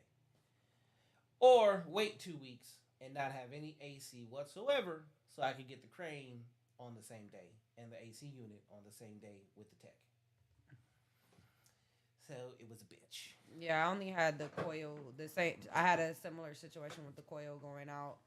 So I actually had someone come and do that, which he charged me like $300 to do that and that was including the part. But I had a home that was built in 2004, and the situation with the coil happened in 2021. So you're looking at Shit. it going out pretty soon. Like, just because the coil went out, the AC unit itself, honestly, it was a company that purchased my home, but they either probably already replaced the AC unit since, Or they're bored. or they're about to, because them things only last like 15 years. Yeah, so here 15, 18 on our years. show, Friday nights is usually the fun night where we just talk shit back and forth. We have fun. It's Freaky Friday. We want people to do that. Drink, relax. Sunday nights is where we have our real topics. Now, the one thing that I love about this show is it's about being real. It's about being your authentic self. It's about having real conversations. And usually when you get into a good conversation, it doesn't stay in the same place. It's gonna move it around until you bring it back, which is kind of, what initially happened is we had to bring it back to where it was at because, well, the chat has things to say, which let's go to it. Chris said, do I see a new co-host? we actually haven't had that conversation. Um, Shmoney just currently MIA right now, and then he said educational speaking will be good on here. Well, we've had a lot of that. Just it depends on the guest because we let the guests choose the topics here. That's usually the best part. And then Marcy said $800 for a bad fitting. That's what she said. So Now you trying to be nasty with it. I'm always nasty with it. What else? What else would you like to do on your show? Let the people know. Let the people know. Like I said, I mean, I feel like too, especially in this day and age, COVID changed a lot of things, and COVID brought a lot of negative things along with it. I mean, it's first of all, it's negative itself, but it brought other negative things with it, and I kind of feel like podcasting is a form of it's a form of therapy for people that actually come in and talk about feelings and talk about topics that like that's why I like to talk about sex on my shit too, because our society is so shamed about talking about sex, and it kind of doesn't make sense as an adult because that's what the fuck we do is have sex. True. So I do like to bring that out of people. Like I like to bring out topics that people tend to keep balled up. And then so not just with sex but other things too. I've gotten information even with my relationship. He told me that's one thing he loves about me is there's a lot of things that he's never told other people that he's experienced through his life, he's went through his life throughout his life, that I make him feel comfortable to be able to express those things to me and let me know. So I guess you could say with it being authentic and keeping it real, a form of therapy. I mean, even you have callers call in. So if you have people on the couch, they're talking with you and having therapy type shit, and then the callers call in and relate. I mean, I don't know if you've seen it before, but I've seen a couple shows on TV where, matter of fact, an example is you seen Black Ink Crew, right? I so I am not a TV watcher. I am familiar with the show. Okay. So on Black Ink Crew, one of Ryan, which Ryan is the tattoo owner, tattoo shop owner. One of his he's a friend, but he's also a tattoo artist. He was going through depression, and he actually broke down on set, like with the depression, and he ended up like finally coming back after a couple months, and then explaining to everyone like what he went through, how he went through it, and a couple people actually like called in and said that he saved their life because they were thinking about committing suicide, but then they saw him go through it and then come out of it successfully, and it helped them feel like if he went through it and came out, then I can do it too. Yeah. So I do feel like podcasting can technically be a form of therapy. It has been my therapy. So I started my podcast after my mom passed away. I actually did fall into a very deep depression, which is why there's also a gap in my podcast of about a year when I was seeing a therapist on a regular basis, and honestly, no one in life had any idea. Um, so podcasting is not only is it good to be therapeutic, but you also, for me, I have another channel where it's nothing but positive affirmations, and I used to do it every single solitary day. It was what got me through what I was doing, and what it was is a lot of the conversations were some of the conversations that I was actually having with my therapist.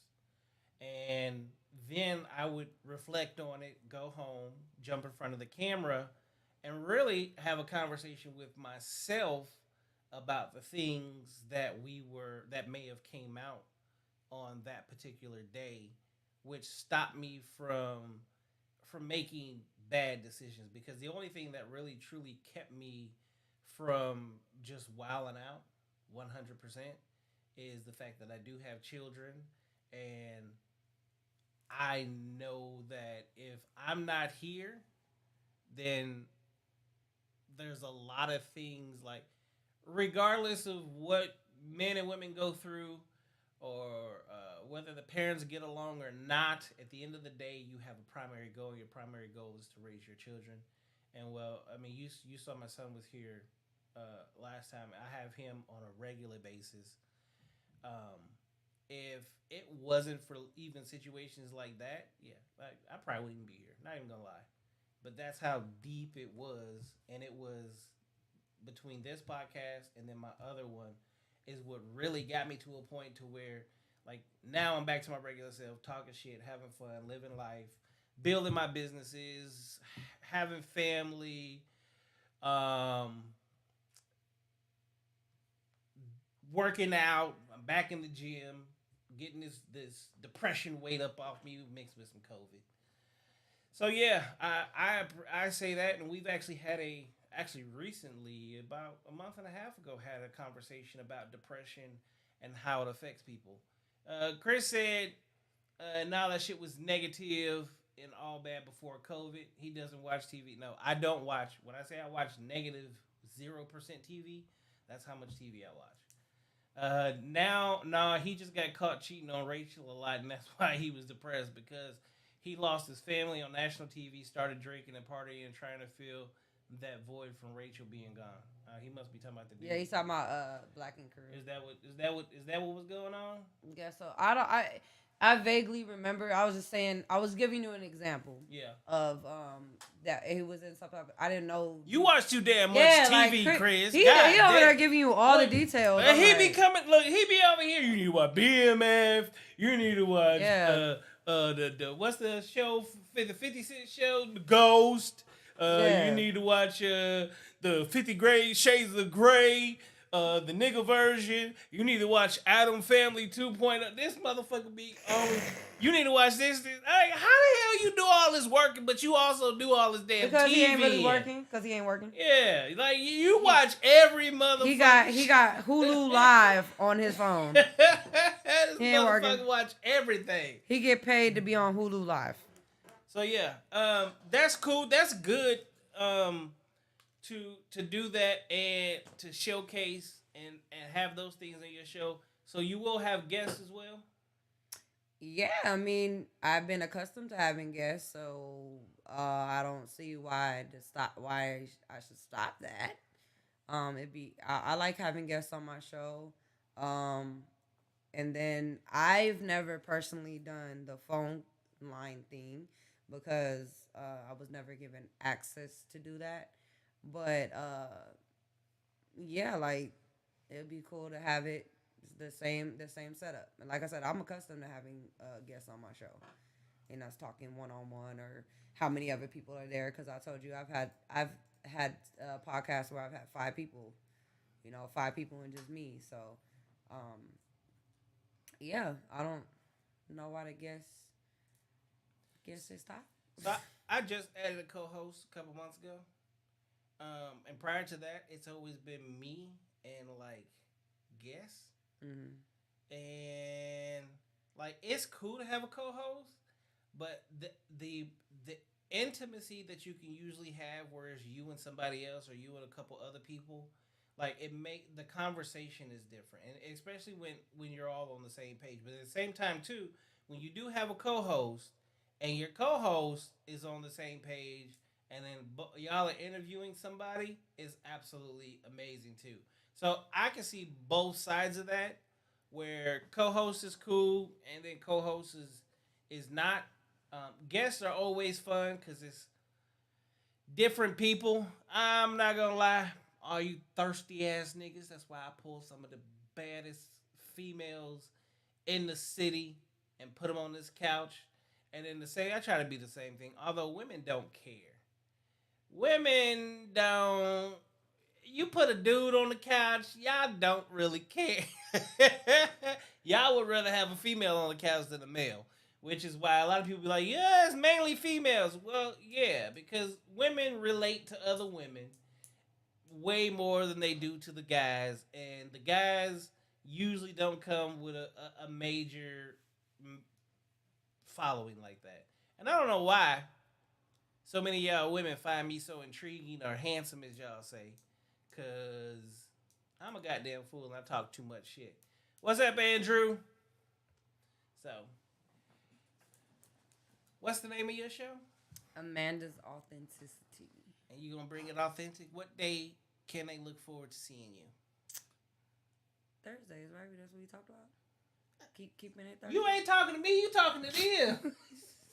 Well, that's where my old studio. It was Thursdays, and so I gotta make sure that continues. So Thursdays, then I would say Thursday because that's what it's been. What Thursday. time? 8 p.m. Okay. Nighttime.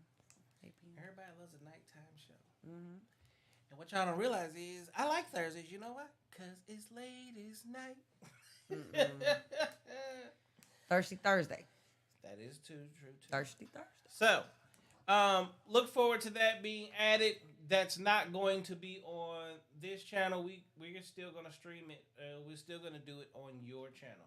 Okay. My YouTube.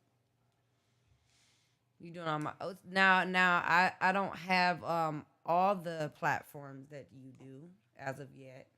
I do have YouTube. I have Instagram. I have Facebook. Well, here's the crazy part. I can stream it to my YouTube and your YouTube at the same time. Mm-hmm. And Rumble and Kick and all that. So one or two things are going to happen.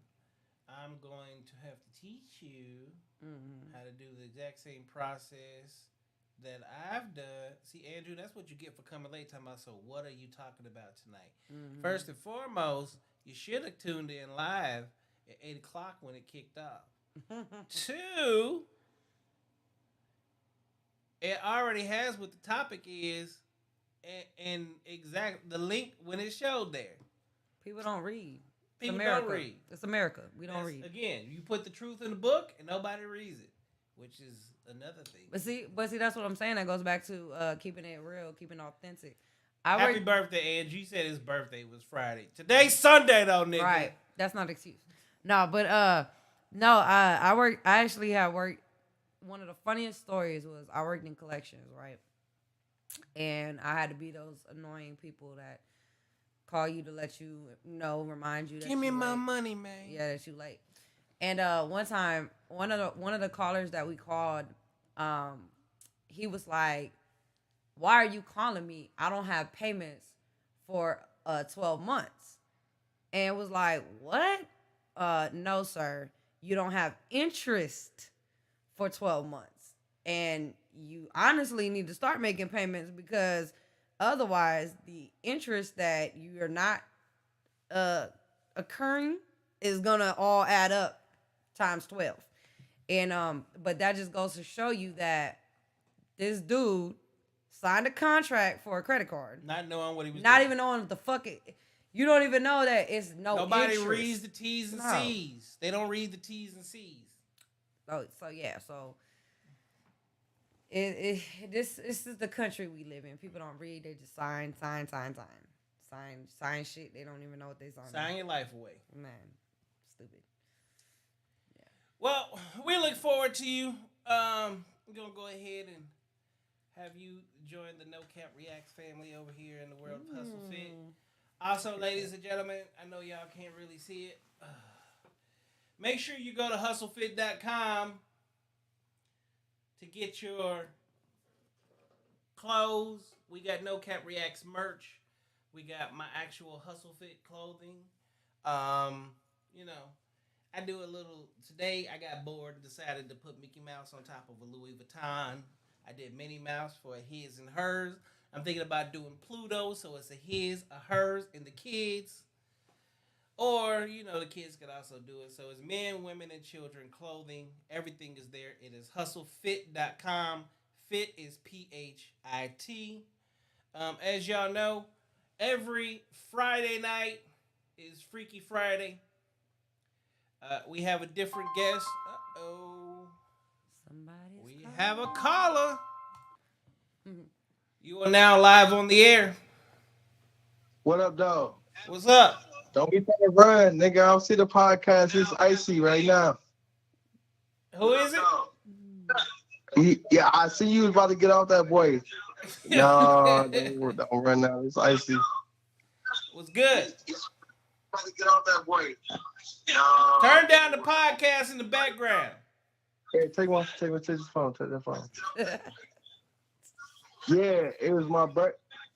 No, I took my other phone away because I was watching the podcast on other joint. But no, my birthday was Friday. What up, though? Y'all out there listening? Yes, sir. But, Happy belated birthday to you. Thank you. I've been kicking it since Friday, Saturday. You know what? It ain't Saturday. It's Sunday, so I'm chilling. But anyway, You've been kicking it too much. I was like, he didn't read the whole little joke. I missed it. You know what I'm saying? And I caught it last minute. So that's how I be. But what's the topic? Y'all about to go off the air? Well, you can always replay it, but the topic initially was living the life while dating a prison inmates. So, well, most likely, I'm going to say this because I just want to get my 2 piece in. It's my birthday. But that's more like for a female because I don't know how many males that really date women in prison. Would you date a woman in prison? No, I've never. I've seen a few of them, you know what I'm saying? But I've never dated. Okay, so let me ask you this. Yeah, that's a good question. Hold on, I got a question for you. That's a good question. So you got a badass. When I say she bad, she is making good bad. Y'all been rocking in the streets. You've been in a full-blown relationship. You love her, right? She catch a case. She gets locked up. What you doing? What you doing? All I see is fuck. I'm fucking with her like Empire, you know what I'm saying? That's Cookie. Okay, now I'm in. Now, are you going to stay faithful to Cookie, or are you going to be doing your thing while Cookie Bro, that's some real shit. We men. We think different than women. Hey, look, babe, when you get up, we're going to have a lot of bread, but, you know. Yep. See? Oh, that's 100. Okay. I mean, I said I'm doing my thing too. Like, on the female tip, I we females too. We got needs. When I get out, you know what I'm saying? Then niggas better be gone. We have some bread. Exactly. I'm gonna take where I left off at.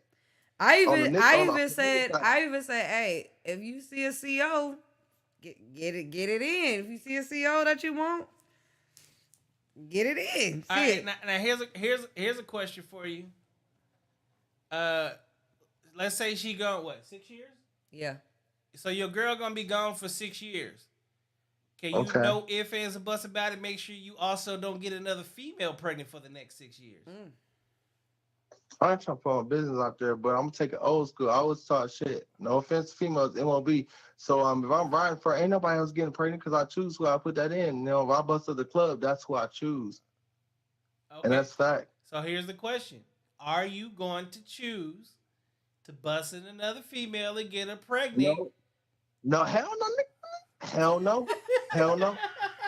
Now what happens? What happens if you fall in love with a different chick? Well, fuck. If I fall in love, I'm gonna keep it real. If I fall in love, shit. Look, when she get out, if I have a lady, you know, that's by, we can do something. But no, I gotta say that's my number one right there. What up? Okay. Hell no, I ain't bust. You ain't getting pregnant. If you fuck with, I want to be with you and shit. Okay, cool. Are you gonna tell the one in the streets? Are you gonna tell about the one behind bars? Are you gonna keep it real? Or are you gonna beat around the bush? I'm old school, bro. The new school different, but yeah. Well, look, this is what it is. So he basically on the same page. He basically on the same page that I was talking about. I'm not saying that what you was doing is wrong. No, but Chris called in and what Chris was like, I just know that she can't have a situationship. Well, no, here's the difference. The difference is you have things that you want and you have a biological clock. Men don't. Mm-hmm. So Mr. Andrew here can kind of play around and do that, and Icy Man can dictate whether he is going to create another life or wait for Cookie to get out. Whereas in your situation, You are between a rock and a hard I mean, but at the same time, like we could scientifically, you know that Aquafina bottle from the vending machine. place. Yeah. You know, go nutting and I'm just like, I don't know.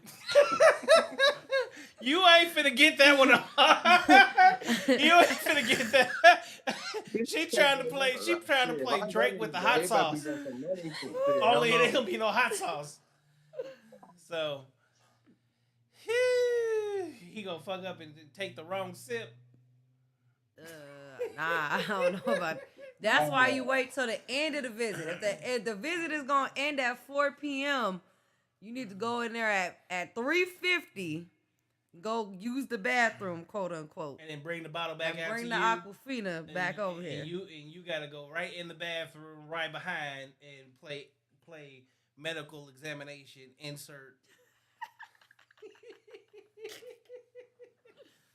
Yeah, this is crazy. Hey, no, but he did tell me that there's a guy in there doing life, and dude actually has 2 children, so he did land on some type of yard that they was letting him fuck his wife, I guess. Well, it wasn't the fact that they was letting him fuck his wife. He probably, again, there's ways to make it happen. You just gonna end up breaking the law, and you gonna be taking a chance. Breaking the law. What law's been broke? If you're okay, so if let's say Cookie is in jail and Cookie wants to give you some cookie, and y'all sneak off, if you get caught, not only are visitations about to end for the both of you, you personally could be charged with a case, for indecent exposure. Technically speaking, because it is so, it's like a park.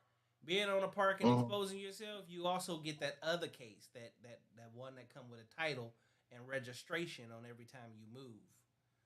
So you're taking a lot of chances by doing things like that and getting caught. Yeah, you could possibly get away with it.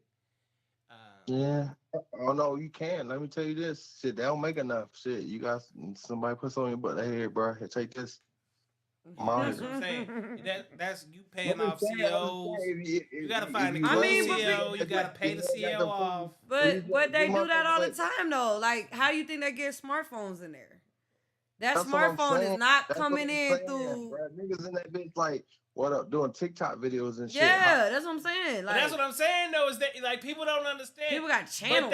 But that same CO that's allowing that to happen on the yard ain't the same CO that's working the front room. If they move them around, you don't know that. Exactly. But neither does he, and neither does the CO. I feel like if you are an inmate that is very observant, you're gonna know like that where they move around. Well, not only do you have to be observant, you got to be in that bitch for a long time. I mean, but that's the point. If you're talking about people even 6 years. So think about you. No, 6 years ain't enough. You talking about the dude, like you said, he in there doing life. Yeah. So the fact that he in there doing life, he don't give a fuck if he if he get another case. Yeah, if he get another case, he don't care. On a level 5 camp, a Supermax, level 6. Now you can make some things happen. Yeah, I can understand that they gonna have some kids and shit. But if you on a level 2, level 3 camp, ain't nobody taking those types of chances, because it's like you on the way out. You short timing it. You really want to be in there taking them penitentiary chances that's gonna give you more time? Ken said, are we talking inmate to inmate or officers? Each state system is massively different. So we talking about But at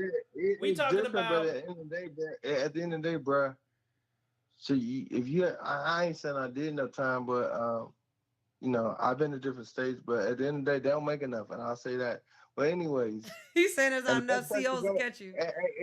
And the best place to go is federal, because they serve good food. Federal is a lot different than state time. We talking about state time right now. The person she's dealing with is in awful, state. but still, you can get a nice little TV and some phones in. Yeah. I'm just saying, bro. Damn, he letting you know everything. I expect bro, this shit live. But it's live, nigga. Hold on, babe. He letting you know all this. Hey, I'm gonna need his number when we get off of here. You need to comment. If you locked up right now, and you listen to this podcast. Comment. You got the phone. That's what I'm saying. I'm gonna need his contact information because I need some things. I'll give it to you. I need some things. I got 6 years to deal with this shit. I'm gonna need some hookups, some plugs. Hey, look. Hit up the man that's running this podcast. That's the man, and we look up. I appreciate you calling in. Happy belated birthday, nigga. Enjoy the Thank rest you. I of had your to shit. call. Sober I up. had You to got call. work in the morning. We didn't get this link up and shit, so I had to. Yeah, I appreciate it. You should have hit me. We'll talk offline. Yeah. Bet. But thanks for allowing me on this podcast. I'm on chill. I got, it's Monday. You know how it be. But definitely, I look forward to this podcast next Friday. Hey, let me know what's cracking. I got you. Bet y'all be safe out there. Icy Man signing out. All right, biology. All right, Chris saying that you gotta have some power and pull to have sexual visits. Everybody that's not there fucking. That's fact. That is true. You can go that route. Now understand, your man has to be the man in prison. So your nigga need to be in there, moving and shaking. Mm-hmm. He gotta be doing some major things. He started watching too many Hulu. that is gonna make the COs move for him like that. But COs only move for that when they're making significant money. Yeah. Or you're working for the CO. The CO is bringing in drugs and you're the one that's moving it for them. So then they got a little thing. Yeah, it's like it's a 1-for-1. So, like, yeah, you doing this for me, so again, even you, madame, are still understand. You are taking penitentiary chances. And especially with you taking your daughter. And you definitely can't take her if you're trying to get that off. Oh, of course not. What the hell? You can't. I can't bring her into but where see, here's the other part. Facility. That's you are probably watched more initially, and then also watched less because you have a child with you. So you actually have more of a chance of getting it off without your kid than what you do with your kid. Or you have a better chance of getting it off with your kid than without your kid. Yeah, but those visitations have to be where mama's coming along too. Exactly. That's what I'm saying. Like ones with just me and her, that's not gonna work. I can't leave my daughter. Man, you can't even. They even have a sign up that says that your child cannot go use the restroom if they're under the age of 8 years old. They can't use the restroom without you. Kids said you don't need power like running the yard or the pod. All it takes is a female officer to walk by that shower. Mm-hmm. That is true, because I can name that. But see, this the thing. You see her? You see how her face, her whole demeanor changed. We ain't talking. She trying to get pregnant by him, not the female officer. Yeah, not the CO. You see her? She ain't like that. I said. No, you be cool with him. If I'm doing, yeah. But you ain't gonna be cool with him. No, not with you getting pregnant.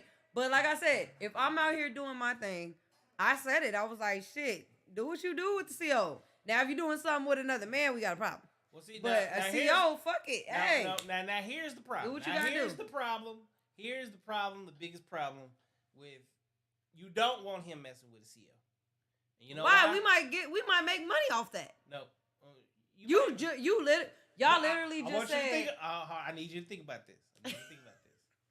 Okay, are there condoms in prison? I would assume not unless they sneaking them in. Thank you. But can't the CO bring a condom? Okay, you think that a CO who is putting their time, career, everything on the line is gonna be like, hurry up and put that motherfucker on? No. You getting it in, been there, done that. I'm telling you right now. That is the one time, no ifs, ands, buts about it, raw dogging, and you ain't worried about pulling out. And then we also understand and know this. In most cases, you're not even taking those chances because, well, like, prisons, it's no one called it STD, STI rate is 3 times higher than that of what is out here in the free world. So if she's sleeping with him, she also sleeping with other motherfuckers on that yard. How do you know that? How do I know what? How is that a fact that if a CO was sleeping with one, they sleeping with multiple? How do you like? How is that a for sure fact? Because the only way we know to hit on that CO or nurse or teacher, GD teacher, the only reason we know to do that is because we already know another nigga that hit her and he done came to the yard and spilled the beans.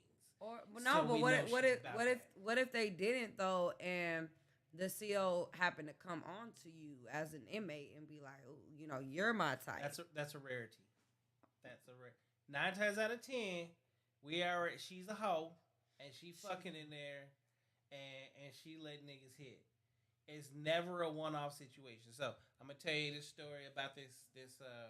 Her name was Michelle. She was a white girl. She's about 5'2", blonde hair. She was cute as a motherfucker. She was married. Okay, so you go from the prison to like this middle ground. So we all work for the state.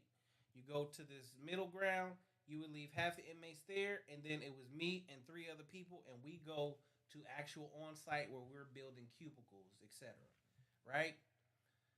Well, when you're doing time, over the years you hear, he hitting her, he hitting her, he hitting her. They got to run a train on her today. Now it's like, I don't want to go put up cubicles today. Can I stay and work here today? Right? Because what happens is a promiscuous woman in those situations, right? She sees the different opportunities that she can have with these men who ain't getting it. So guess who is benefiting from all of these altercations? But okay, that's not making any sense to me because a CO is a free woman. She's not incarcerated. So she can get dick in the free world. Why does she need to sleep around with multiple inmates that are in there? Let me explain that. First off, Ken said definitely them big booty officers be on that midnight creep talking about that inmate to clean the showers. 100% correct. All right, so why would she do that?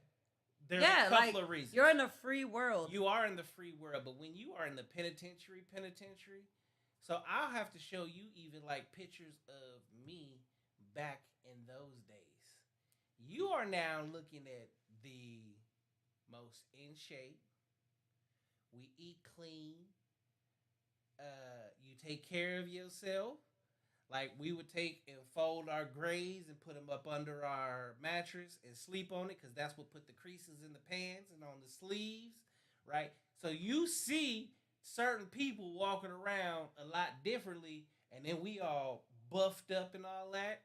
And, you still can get haircuts, get your hair braided, and do all those things. So you actually look like somebody that most of the inmates don't look like. So when they see that, it's like when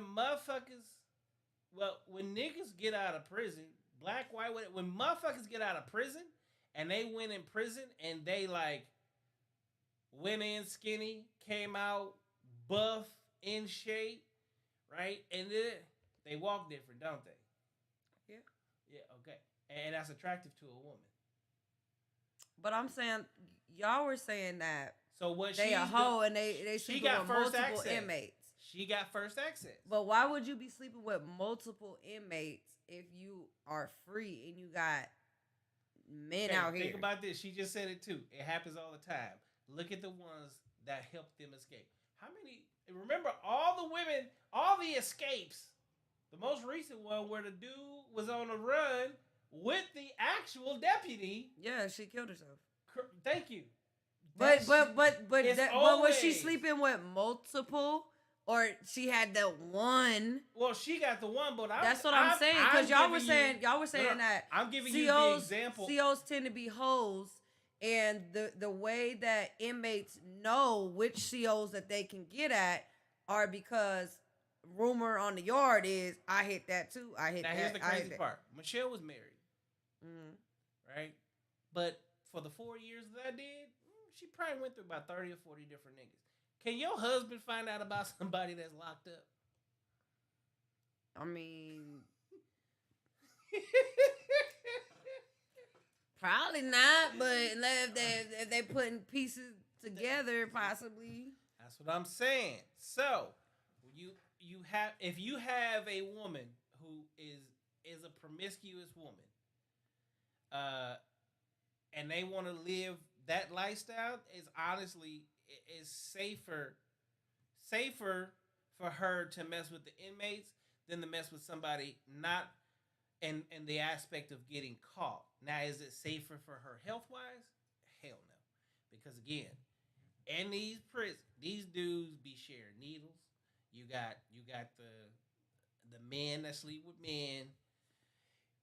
The STI rate in there is a lot higher. Finding out, oh, he got herpes in the booty hole. How the fuck that happened?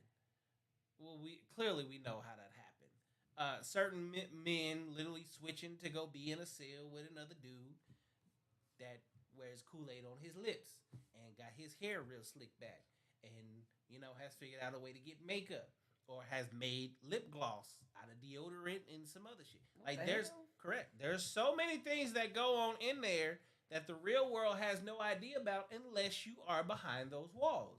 When you go behind those walls, you see that things are hella different. So what you're looking at life through your lens, which has never been behind there.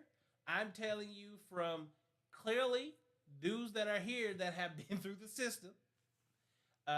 Myself, my brother, there are very, very, very promiscuous. When it's one, it's not a one time thing. And the few times that I have seen it a one off thing, she ended up pregnant by the inmate. She quits her job. She waits her 6 months to a year, and then she's in the visiting room. They're married. The baby's there. Like it does happen. Like I said, for part of mine, I was on a level 5 yard, so I sold that. But that's where things like that happen is on a level 5 yard, where these guys got life, so they don't care. They don't care. When you start to get to those lower level camps, man, no, people not taking those kind of chances because you there 6 years. 6 years is not a lot of time. It's gonna seems like a lot of time, but just think about where you were at 6 years ago. You got a 5-year-old daughter, right? Yeah, that's what I'm saying. Like, and it went by fast, but it's long too. Correct. It's long, but it's fast. Yeah. It's even faster when you back behind there because it's literally you have wake up, breakfast, lunch, dinner, go to sleep. Like you don't have the same thing. So for him, time will go faster than what it's really gonna go for you, right? But going out of your way to put yourself, you personally, going out of your way for that situation. I'm just gonna tell you, me personally, that's be the dumbest decision your ass could make, cause you could end up in a whole yard on a whole other side of the city with the other females. You're talking about from what we were talking about with sleeping with somebody. Yeah, trying to make some shit happen.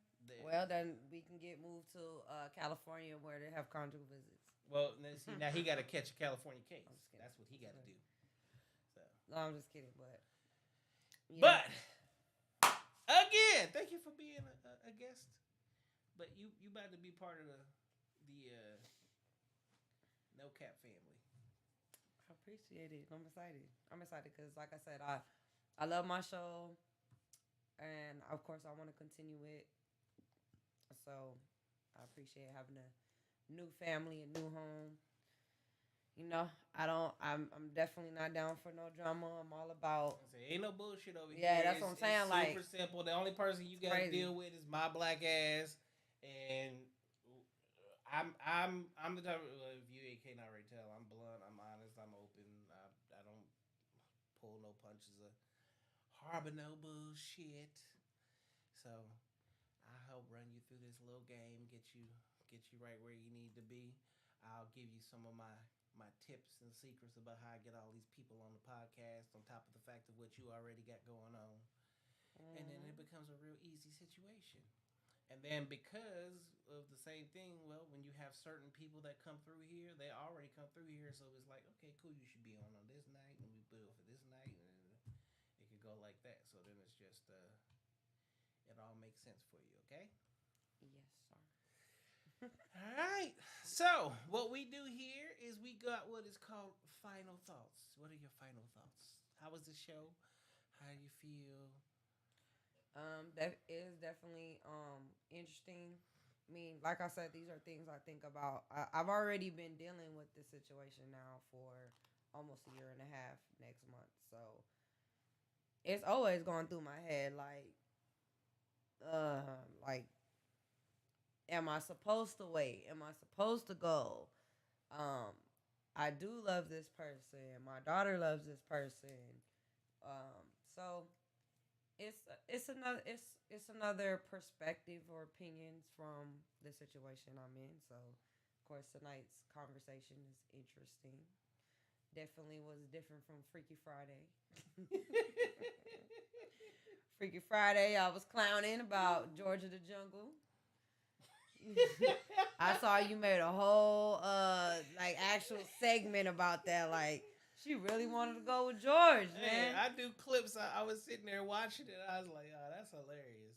I was just being 100. Like literally, if you've ever seen the Georgia the Jungle with Brandon Fraser, You don't have to explain it to me. they go to the You waterfall. don't have to explain They it go to me. to the waterfall, and they both is real wet from the waterfall.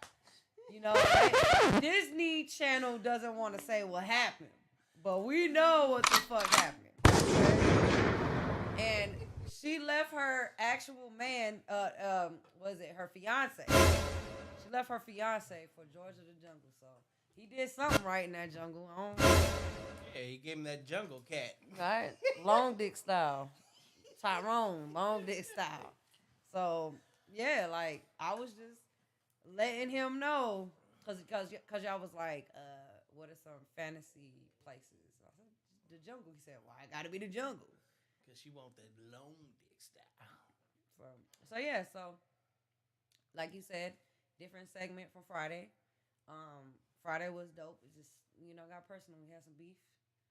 I guess we gonna have to have another episode because I know that was another thing you said. You said he never apologized before, and he did.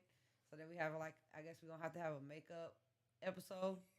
Like first we have a beefing one, and then you're gonna have one where they squash the beef. I'll put y'all back together again.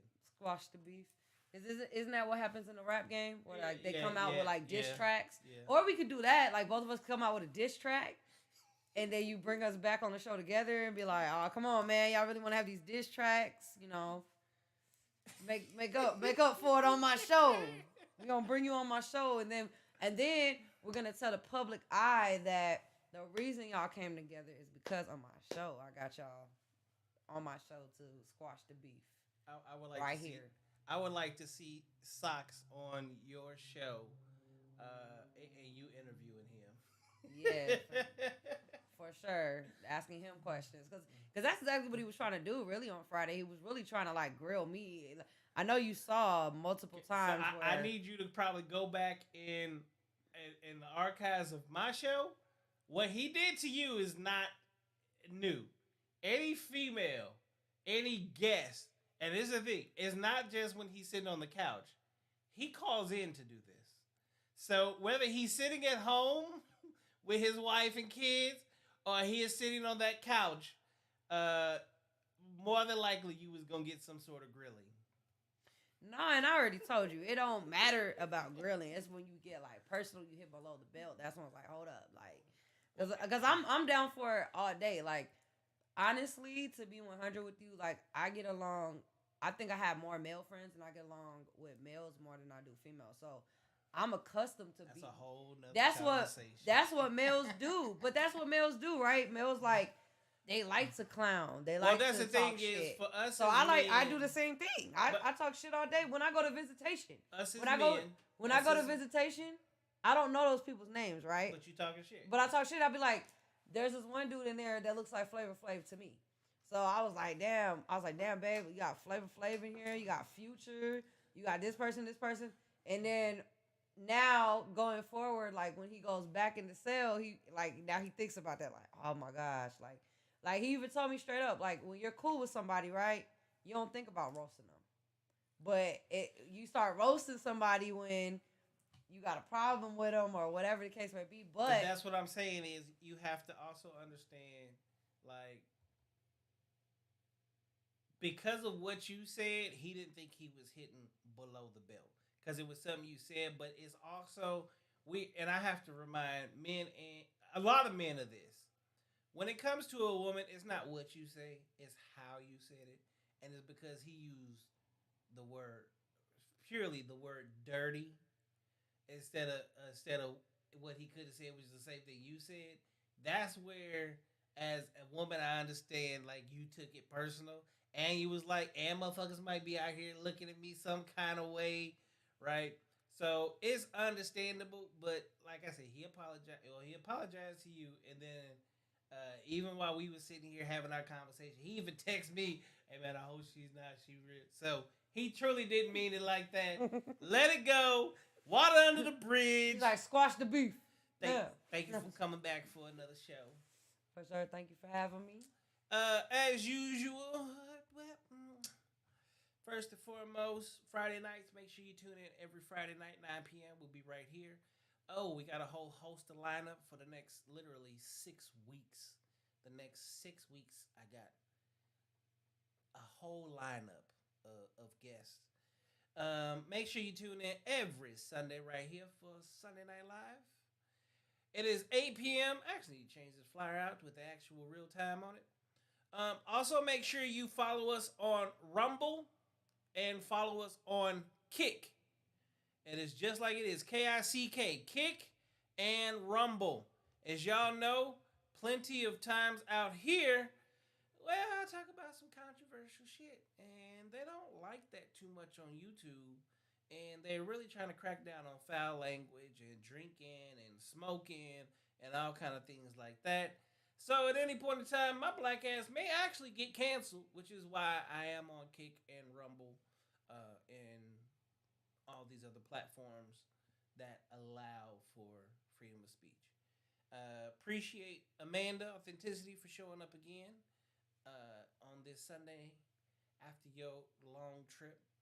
For the ladies and gentlemen out there, in life you're going to go through things, and those things are going to be very taxing. It's going to test you. It's going to test your perseverance. It's going to test your emotions. It's going to test your feelings. You have to also always make sure to put yourself first and make sure you make the best decision for you and yours.